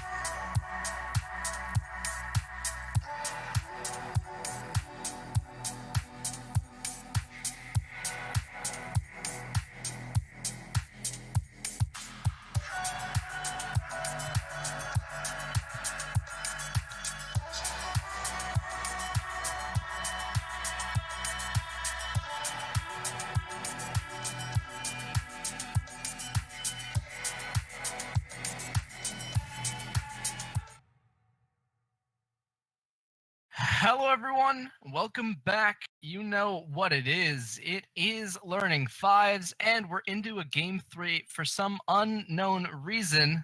Golf Polar Bear Mid. Anyway, we're here, and we're about to get into pick and ban phase. And I think that it's definitely going to be a little bit more of a quick game. I have a feeling, totally not from reading chat, that both of these teams are looking for some blood and are very hungry to get a very, very aggressive comp lined up. Yeah, I can definitely see that coming out. It's very hard being in the pregame lobby and not flaming the teams after that last game. Like, for instance, Duberito, who is, let's be honest, a very dear friend of the entire productions team. He, he said good luck at the start, which was very, very nice. But I had to stop myself from saying they don't need luck. They're playing against your team. So with that being said, I am very excited to see how this game progresses. And up in the top lane, we already see we're going to be having a rock versus ice lane. Lissandra versus Malphite. Lissandra, of course, going to be a very good pick into the Malphite, simply because Malphite is melee, Lissandra is ranged, Malphite is an armor champion. All of his stuff basically centers around armor and tankiness in general. Lissandra does magic damage and also builds haunting guys and other magic penetration items as part of her core kit. So it's certainly going to be a very interesting top lane. And now we see a Quinn versus Gragas coming out in the mid lane as well. I'm liking this team comp so far. It's definitely A comp. if I recall correctly, Get Me Fed is a former Gragas one trick, although I think it was Jungle Gragas. But things can't be that different. We'll see how that mid lane ends up. Hopefully, it ends in some kind of explosion. Whether or not the Gragas is the one imploding, we have yet to see.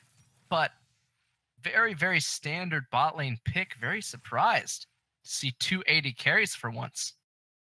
Yeah, Duberito actually managing to figure out what an ADC is for once. Very nice to see. Now we see Kaisa Pyke, two very new champions, teaming up in the bot lane. That's a very scary bot lane to go up against, let me tell you. But Lethal Bacon gonna be back on that Morgana after his showing on it in game 1. Very interesting to see how this is going to progress. I'm very excited. Yeah, should be we'll say interesting. I think that's a good word for it. Yeah, but yeah. the Pyke Kaisa lane, most of the time that you see Pyke, right? You see him in LCS, you see him paired with CC champions. He's very, very good if you can do a little bit of damage and lock someone down for him, because after all, he is a follow-up champion. He is not a champion that leads engages for the very most part of the time. I'd say the vast majority of the time, in fact. And if you don't get CC for him, or if you can't CC someone, say they have a Morgana on their team, it turns into a very hard affair. You can't actually get those executes. You can't find kills. With the Kaisa, with no CC in her entire kit, this should be a very interesting lane to watch. Yeah, early game, it's not going to be incredibly good for them, but they do have a significant amount of damage. So if they do manage to get someone in their faces, if they do manage to get a Pyke pull off, it is going to be terrifying. But come later on in the game, once Kaisa gets a few items, once Pyke gets a few items, it is going to be absolutely terrifying to be able to go up against these two, because they are just going to blast you to pieces. And that's really the story of this entire team comp. Lissandra, Graves, Quinn, Kaisa, Pyke. Again, no dedicated tank, but a crap ton of damage to just completely roll over the other teams. So I'm excited to see if they manage to pull this out. Yeah, we'll see if they can pull it out. Yeah, Is that a pun? I don't think so, unless I made one unintentionally. Sometimes that happens where I just make a pun and I didn't actually intend to make one, and it just happens. So, whether or not you or someone maybe a loved one, has pun Tourette's, make sure you sit down, tell them stop it, get some help. And with that informational PSA over, let's go back to the top lane. You mentioned Lissandra versus Malphite would be a very difficult lane for the Malphite. Is it just because of the range, or is it because of the fact that Zero to Hero has been hard inting most of the time? That too. That is also a problem that Zero to Hero is going to have to deal with. Hard inting. He has to deal with it, though. Okay. Yeah, he'll have to deal with that. He'll have to come to terms with the fact that he doesn't know how to play this game eventually. But I think that particularly the range is going to be a bit of a problem for him in the early game, and as the game goes on, it's going to be the damage. The magic damage in particular that Lissandra puts out that's going to be a problem, because the other 4 players on Lissandra's team, on CLG Hopscotch's teams, are ADs. So if Malphite builds magic resist for Lissandra, he's opening him up to ganks from Graves and Quinn and Pike. But if he builds armor, he's just going to straight up lose lanes. So it's kind of a lose-lose situation for the Malphite here. He's going to have to try and balance what he is going to be doing as far as tanks go. If he can do that, that's great, but I don't know whether he'll be able to. I know that it's certainly not something that I would expect a lot of people to be able to deal with. Dealing with a 4-1 comp with this amount of damage is certainly going to be difficult for a tank, but he may be able to do it. Maybe he'll surprise us. I guess we'll have to find out in a couple seconds here. Yeah, and we'll see. Hopefully. Yeah. Hopefully. They brought their A game, because this is game number 3. This is the last game of our show match I believe this is the last game of the session, actually. It is indeed. Wow. Hard to believe we've come so far in such a short time, but last game of the session. If you are ready, you're going to have to wait only 30 or 40 more seconds while we load onto the Rift. We'll be right back to bring you the last game of this Learning 5 session.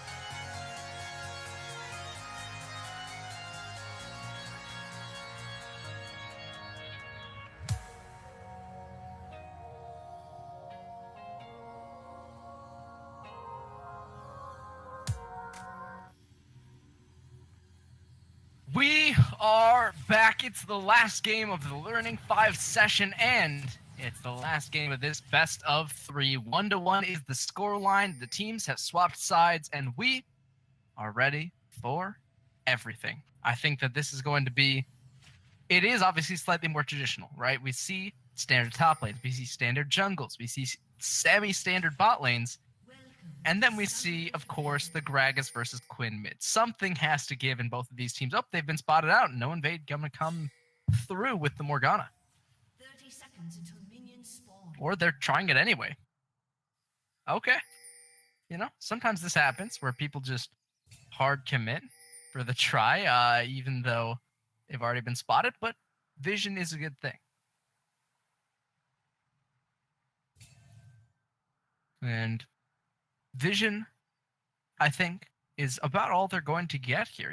They might get a little bit of chip damage onto Zero to Hero, but even he's sorry, I was playing... muted that entire time. Wow.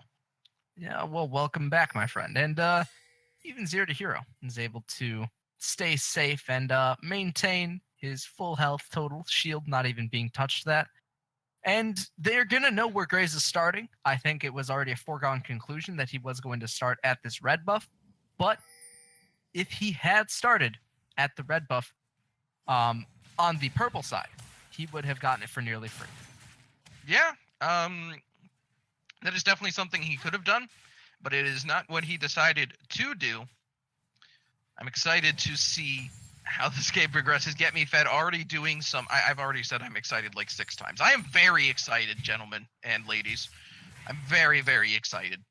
But lots of poke already coming down. Ooh, very, very close to hitting that bone skewer. There is Belkarama.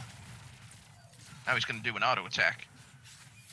And Lots the of scraps interesting going thing on. is, I mean, even if he had landed it, though, right, it's still level 1. What is level 1 also is Get Me Fed. He's forced back under the turret, flashing away from the Graves gank, and now the Kindred has made herself known as well. Elucida going to try to do what he could not, and she will.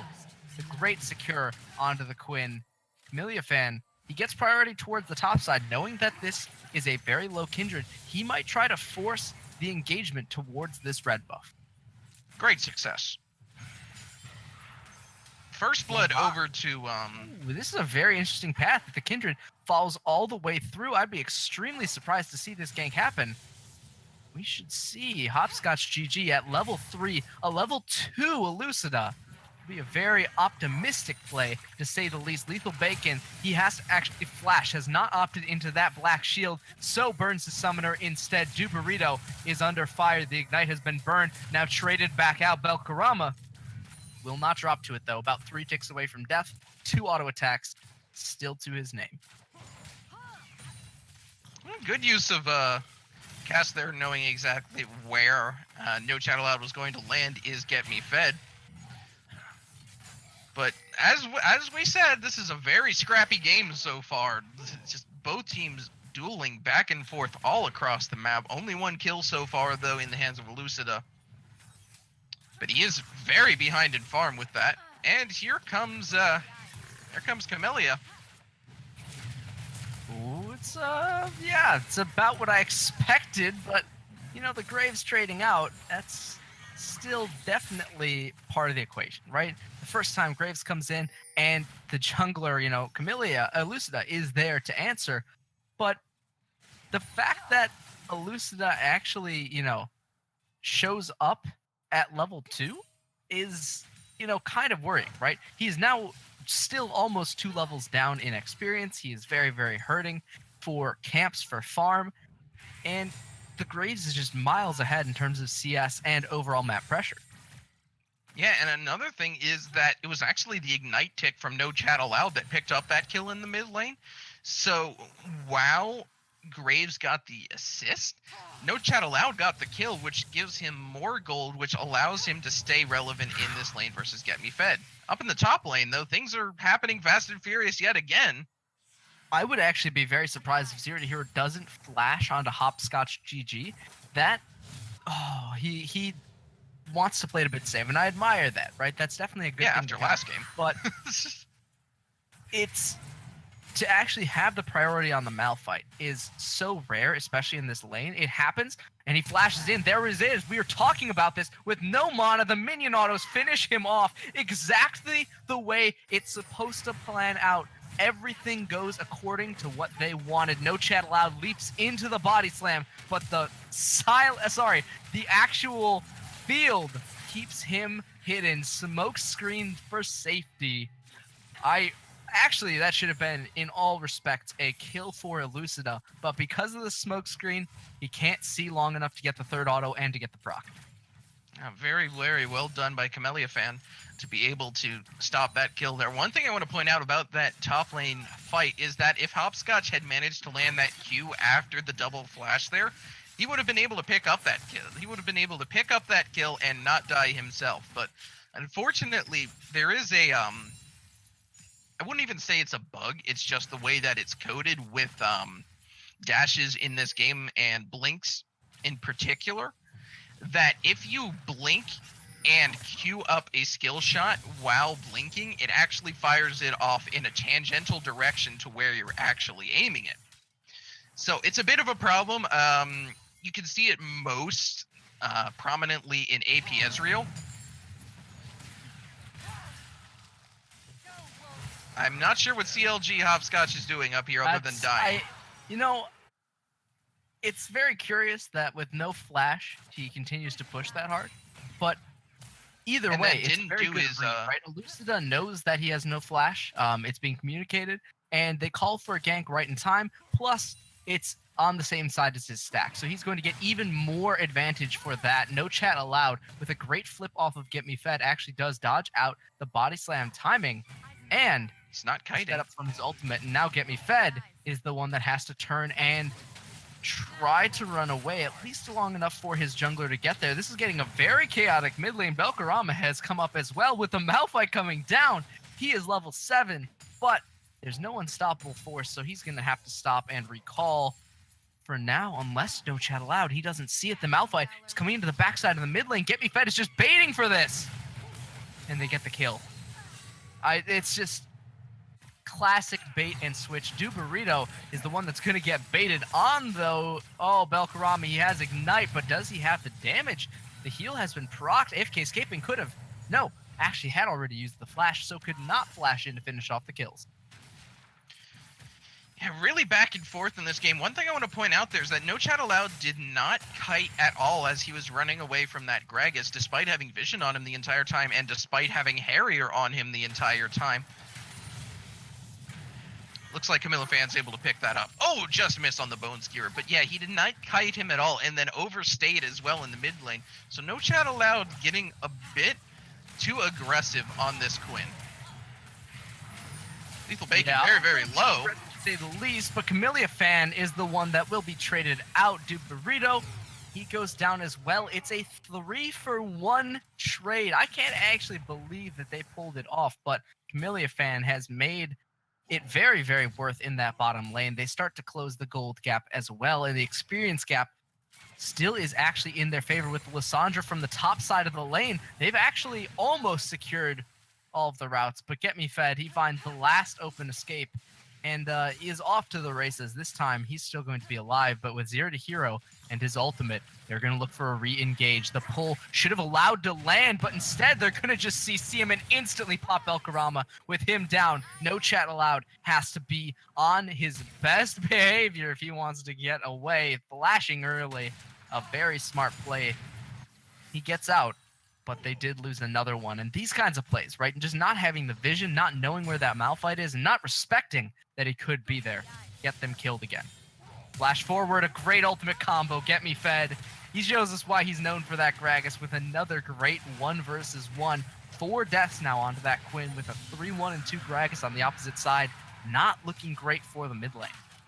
Yeah, and it's so strange now. It feels like Dab is actually playing that very disrespectful game this time, not respecting the power that the opposing team has. Mid Gragas is still fairly good at dealing damage. He can be very bursty if he wants to. So it's just not, they're not respecting it, especially No Chat Allowed, not really respecting how much power this mid lane Gragas is able to put out. Yeah, and I guess that's not knowing the pick, right? This is a very unorthodox mid lane pick. Sometimes picks come along where you don't actually know how much damage it does. But everyone who plays, if they don't know how much damage the AP does, they should still know the Gragas ranges. They should still know the Gragas combos. They should still know the Gragas timings. And not respecting the Malphite has nothing to do with Gragas, right? But not respecting the ultimates either, even though they have that one bit of escape is so deadly. AFK-scaping counts as lucky stars that he's playing Kaisa because every other AD carry would have been dead there. Instead, he will reap the rewards. His team saves him, bails him out with a great gank. Yeah, but that was an amazing and audacious decision there to use that ultimate to flip to the other side of Dubarito, knowing that the rest of his team was coming in to assist him there. So yeah, well done by AFK-scaping there. Can certainly benefit from that. And now it's going to be a tower race to see who can get this first tower, and it looks like it's going to be blue team. Oh yeah, Hopscotch GG. He is getting dove, but I think he's actually going to live. A great flash from him. He walks back and then dies from it anyway, and the Kindred walks out early. Elucida, he was not making it out of that no matter what he did, but he made a great effort for it. The Gragas now in a 1 versus 3. He drops as well. It's not over yet, right? Even though they've got an advantage, even though they're trying to get the turret, 0 to hero, he's smacking on it. Just they keep responding with good plays. You know, this is both teams trying to be proactive, trying to, as we said, make it a very, very aggressive, bloody style of game, because if you're playing in the brawl style, as they have for both of their compositions, you might as well make it the whole hog. Yeah, and now it is why would you 1v1 the Malphite as an AD carry? That just doesn't make any sense to me. That is questionable, to say the least. Well, he doesn't have any armor just yet. So a little he bit has less MR. questionable than normal. He has MR, and this is the MR, the magic on-hit build Kaisa. That's true. So yeah, it's a bit less questionable than normal, but still very questionable. You know, there's levels of questioning here. It's like, you know, 1 question mark versus 4. You know.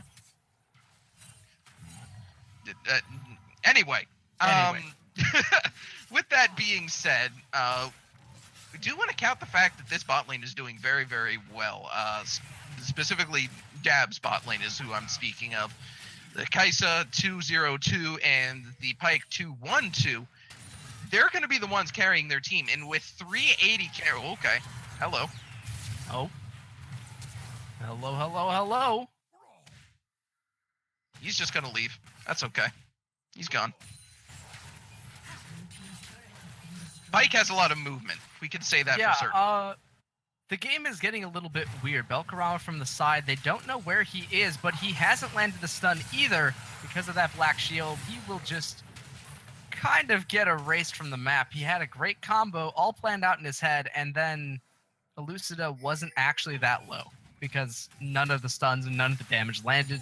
The heal was used as well to keep him alive. Dubarito brought him up over that health threshold, and he lives through it at the end of the day. Yeah, and they lose another tower here, and best of 2 trying to exert the pressure that they have over their opponent team. They have a fair bit of power to push in these towers with the AP Gragas. Oh, the Malphite onto the Kaisa plus the Gragas is a combo you don't want to find in the jungle. Unfortunately for AFK-scaping, he looked to be a bit AFK with no vision whatsoever. Drops in front of his own blue buff, and this has been a huge problem. We're talking about the fact that there's no vision, right? None whatsoever on the entirety of the blue side, right? They have 1 pink ward on their bottom side. Okay, they just put down a second, but that's it. You know, they need a little bit more. The ultimate, it's actually going to throw Belkarama to the other side of Get Me Fed. The hook brings him back in, though. Almost gave that kill up instead. Redeemed himself with the pullback, but that was a very close to escaped Gragas. Yeah, and it does end up being a trade, which is going to favor Team Dab here since they are on the back foot as far as momentum goes. But they're going to start building that back here in a second. So I'd say it's about even the game is, despite having a kill lead over on Team Best of 2. And we can see that in the gold. It's only about a 500, 600 gold lead for Best of 2. Belkarama, 0 to hero, fighting each other. Not much going to come of that. It's I don't know if that's a fight so much as a wet noodle contest. It's kind of, the pool is open. It is summer. Everyone has their ways of just relaxing. That's going to reset Some there in a second. They just Oof. want to, just have some fun, Get the pasta out and get the noodles together. But this time, they want to get more than that. The ultimate chains land. And they quickly dispatch with no chat allowed. Going to pursue onto the second member, but there's no minion wave and no real way for them to follow up with enough damage to kill him under turret. So the Kaisa will get to live for at least a little bit longer. Yeah, it's going to end up being one for the Rift Herald. So hoping they can use that Rift Herald well. Hopscotch, Camilla. Oh, they actually claw inwards. I'm very surprised about that because he has no mana whatsoever. CLG Hopscotch cannot actually catch the Gragas with no mana, actually left the ultimate. It's onto Camellia Fan, but this is still no damage. They have to be very careful about diving this turret with the lack of damage that they are currently experiencing, and they will back off. They will reset and try again to push this in. They need just a little bit more, some more purchase on the turret, and a space for Varus to actually deal damage. He has actually opted for Mana Mune Varus with the Q Max. This is solid Season 4 stuff. Belkarama's instantly exploded. He goes in to a body slam and then goes out just as quickly as he entered. Lethal Bacon is dropping. So is the Ignite, taking down another member. Everything has gone wrong for both teams as the Gragas will continue to pursue. He gets a kill. The Kaisa is in. They get a double, a triple even for the Gragas. The Graves is on top of the world, and Dubarito is the only one left alive. The dash over the wall spells his fate as they slow him down and then burn through his health.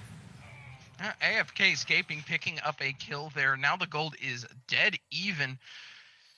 Lethal Bacon just respawned. Elucida pushing that bot lane. Now they're going to leverage this Rift Herald to try and do what they can up in the top lane. This tower might actually fall before the Rift Herald can even get in on it. No, it will still splat onto the tower here. They actually might have wanted to take that tower down before popping the Rift Herald, just so that they could preserve the health for the second tower push here. This is going to be the more difficult one. But they decided to just let the Rift Herald splat and back. Yeah, I feel like they could have pushed a bit more there. Belkarama and No Chat on in the bottom side. Elucida, he actually is going to be able to kill No Chat allowed if they let him get one more auto off, and they do. Belkarama didn't have the damage or the burst in order to finish him off, and neither did the resets on Quinn save him from his impending demise. The 8th death now for that mid laner. So many of that team's deaths have been on this Quinn. You have to think, maybe with a safer pick, maybe with something that didn't challenge Banter at his own game, they'd be doing a little bit better. Now, one can wonder, but at this point, we may never know unless these teams meet again next session. So we'll have to think about it, how exactly No Chat Allowed and crew are going to come back into this game. They are very, very close, but their momentum is gone right now. I think the thing to do is to try and make that pick. Zero to Hero, obviously not the one you're going to want to be picking here.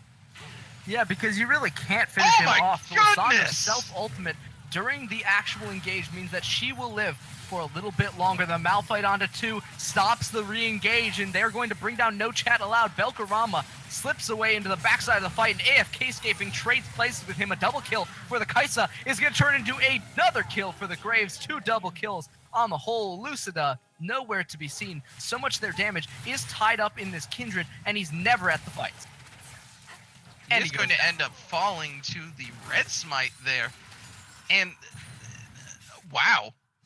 Is all I really have to say about that. AFK escaping coming up big in these fights, and Camellia as well. They're looking to carry this team just between the two of them.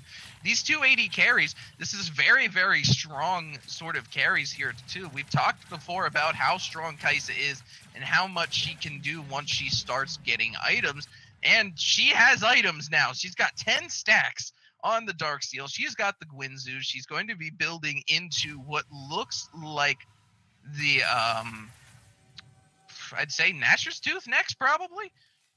Yeah, Nashor's Tooth indeed. Yeah, in the AP on hit build, you go for the Rage Blade into the Nashors. It gives you the Empowered W, and hopefully enough damage with the Rabadons to actually burn through the rest of these members. But the Malphite is actually starting to get a bit of MR. If he finishes the adaptive helm, he should actually be in a relatively good spot to not die instantly from this Kaisa.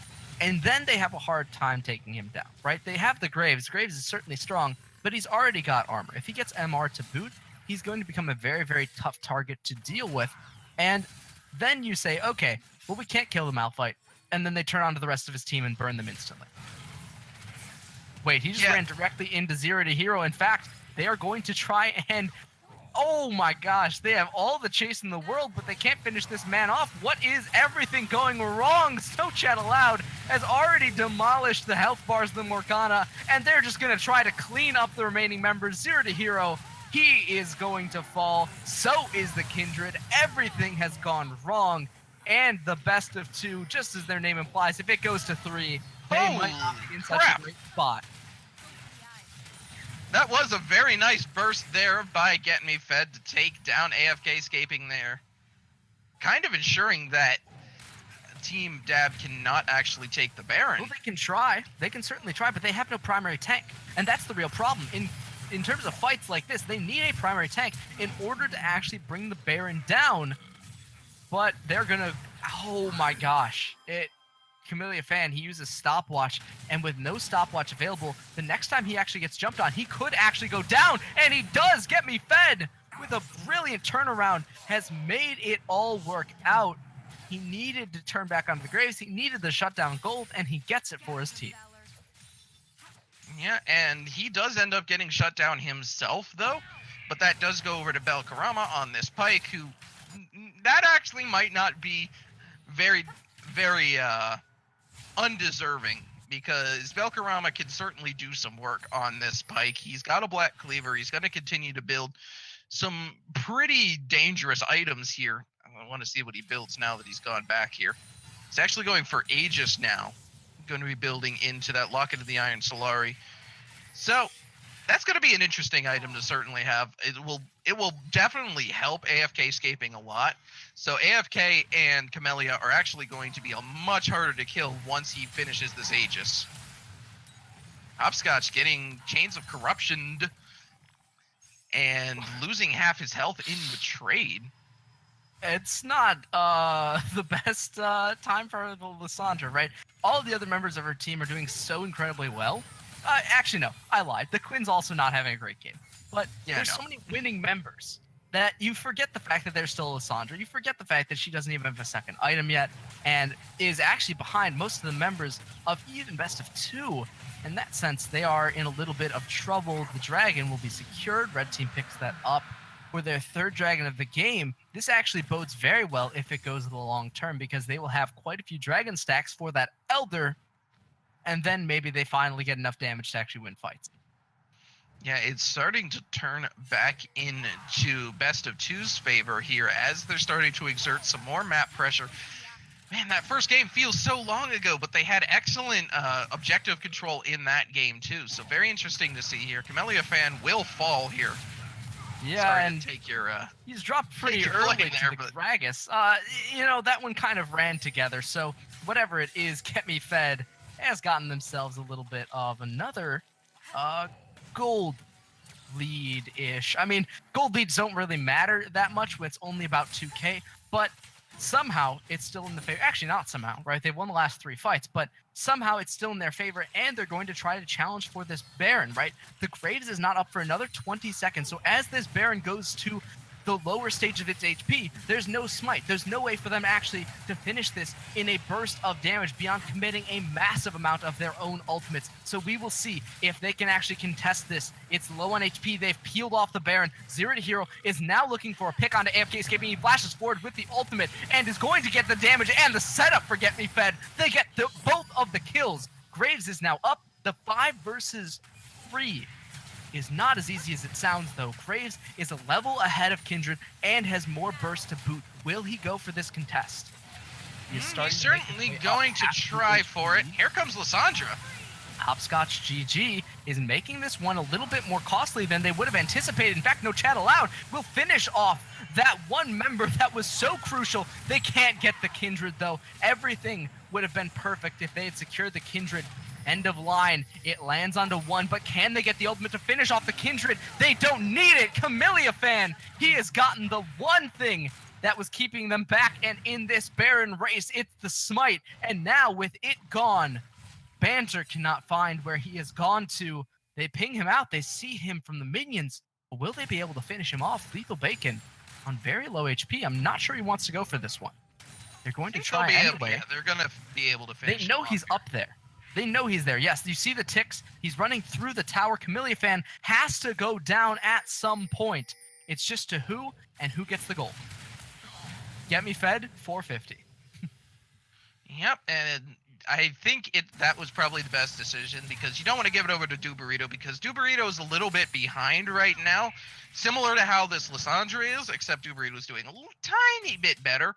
But if you give that kill over to Duburito, he can start coming back into this game in a big way, especially with how his items are turning up right now. So probably for the best that it goes over where it does, but it's still pretty bad how it turned out here. And they're looking to force on this Baron again. Yeah, if they can force onto the Baron and actually secure it for themselves, this could work out very well. Remember, the Graves is not alive. There's no smite, no contest, half HP on the Baron, and this would have to be the engage. They need to go in instantly. Belkaramba ease over the wall to 2900 HP with Lissandra in the pit. They have to finish off the Kindred. He flashed over the ultimate and smited it away. They get the Baron for themselves and clean up the rest of the members. They've already lost 2, but everybody has died. And Belkarama, as he slips away, they make it a 3 for 2, but Baron buff could allow them to finally start pushing for some objectives. Yeah, they do want to get some towers. They're down 1 tower right now, up about 800 gold. They're certainly going to increase that as they take these towers here. They should be able to at least get 1 here before the rest of the team gets back up. Oh, there's Camellia. Good burst. With that GA down, actually, if the Q timing is right, and it is right, they will be able to bring down the Gragas. Belkarama is now visible and will burn down to the Ignite as well. A great succession of plays means that they clean up the last 2 members that could contest them, but they've spent so long killing them that they will only get the single turret on this push. They need to wait for more of their AD and attack speed heavy members in order to be able to finish off some inhibitors and actually crack the space. Lissandra over the wall, though. They don't want to stop the fight yet. The ultimate has landed onto Banter, and he will not have time to throw his own combo off. Lethal Bacon will be secured as well. And no chat allowed will somehow live through the burn. Yep, no chat allowed, doing the best that he can to help out in this game despite being a little bit behind. Lucida gets tagged by that W, but will walk away. This really comes down to now this comes down to which team has the fortitude, because it's 30 minutes now. This game is going to progress into the late game. Both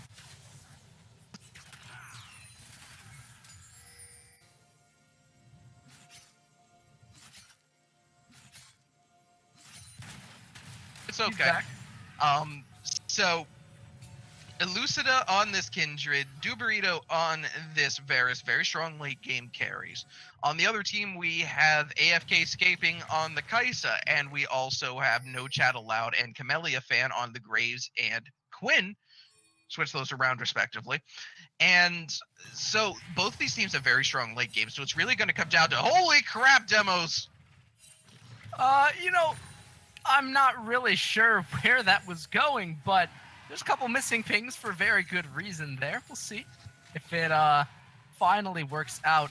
The 4th dragon for them, the last one before this Elder spawns. But do they land to engage? The flash forwards, Belkarama knocked out of the way, but Get Me Fed didn't get that barrel timing just right. The Q misses the explosive cast, now going to be needed again.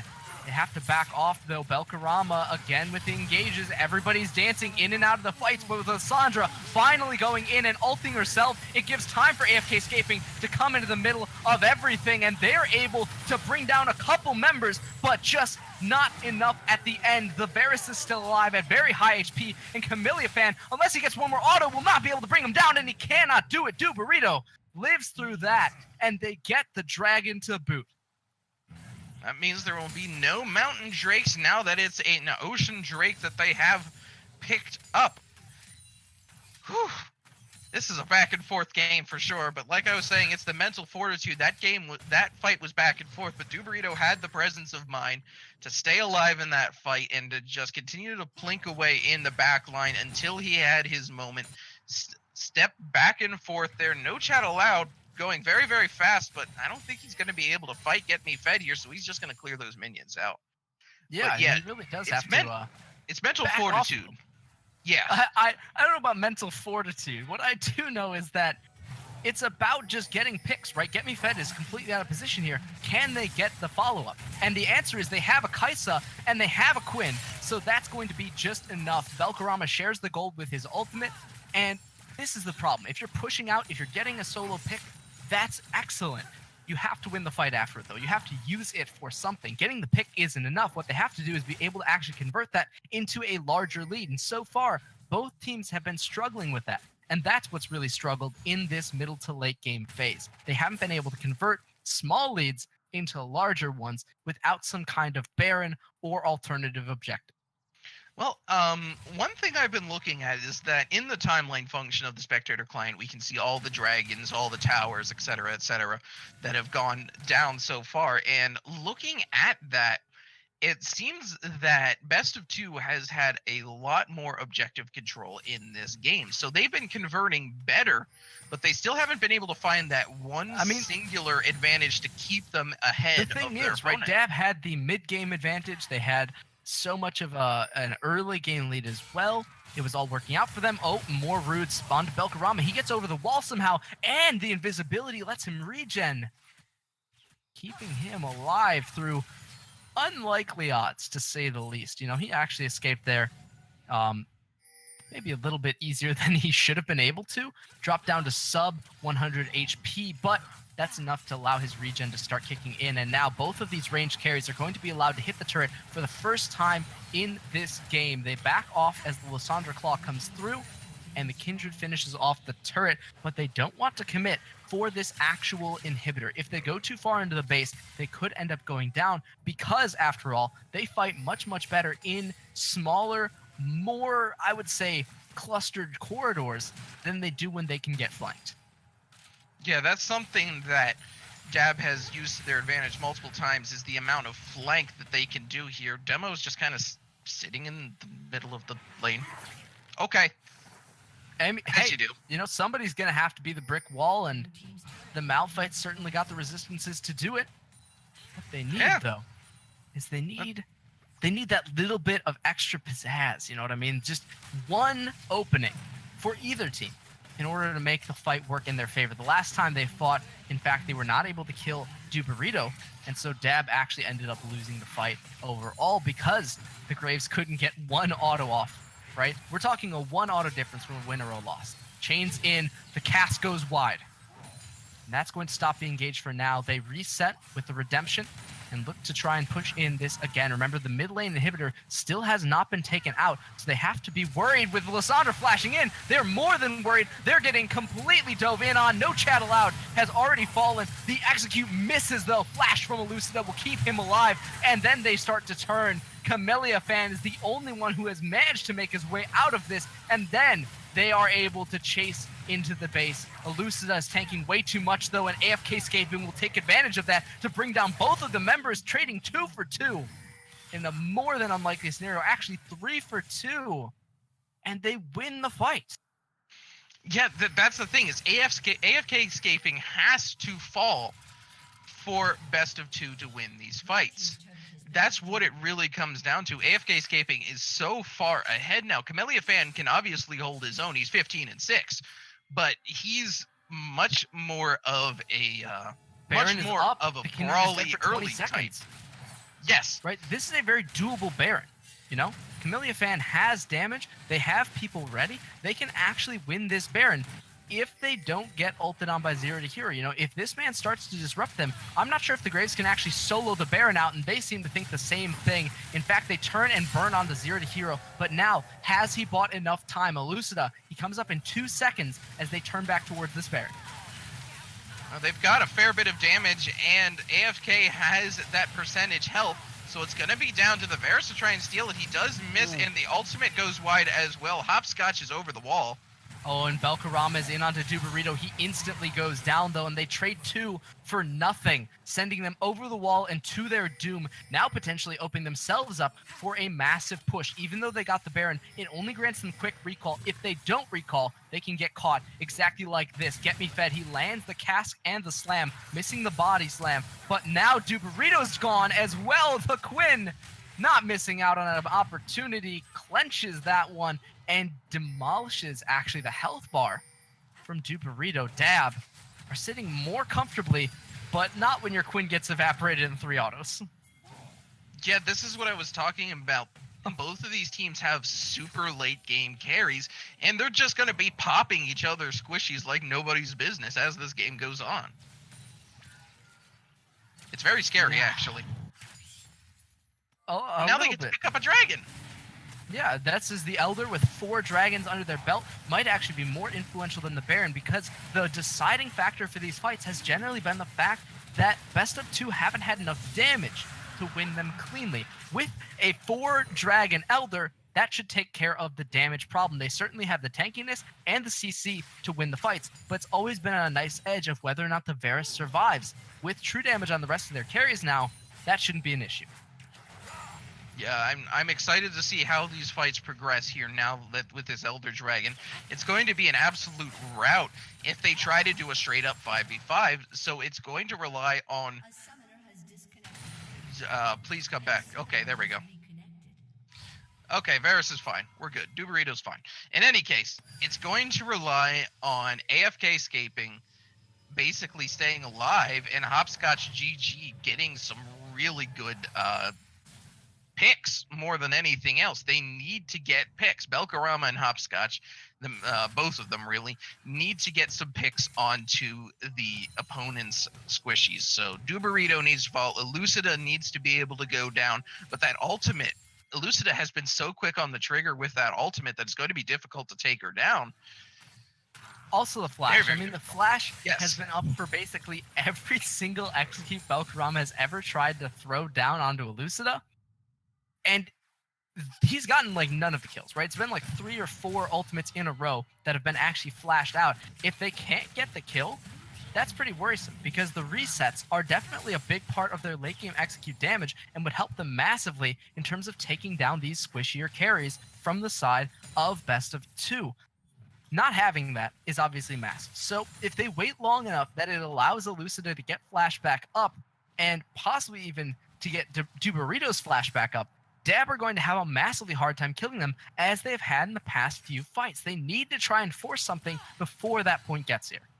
Well, the problem is that the Elder Drake is already more than 3/4 over. They have to engage a fight now if they want to have it for this fight. And maybe they just want to threaten with the Elder. I mean, so far it has been a very good deterrent from keeping people from actually going in. Nobody wants to fight an Elder Dragon up team, you know?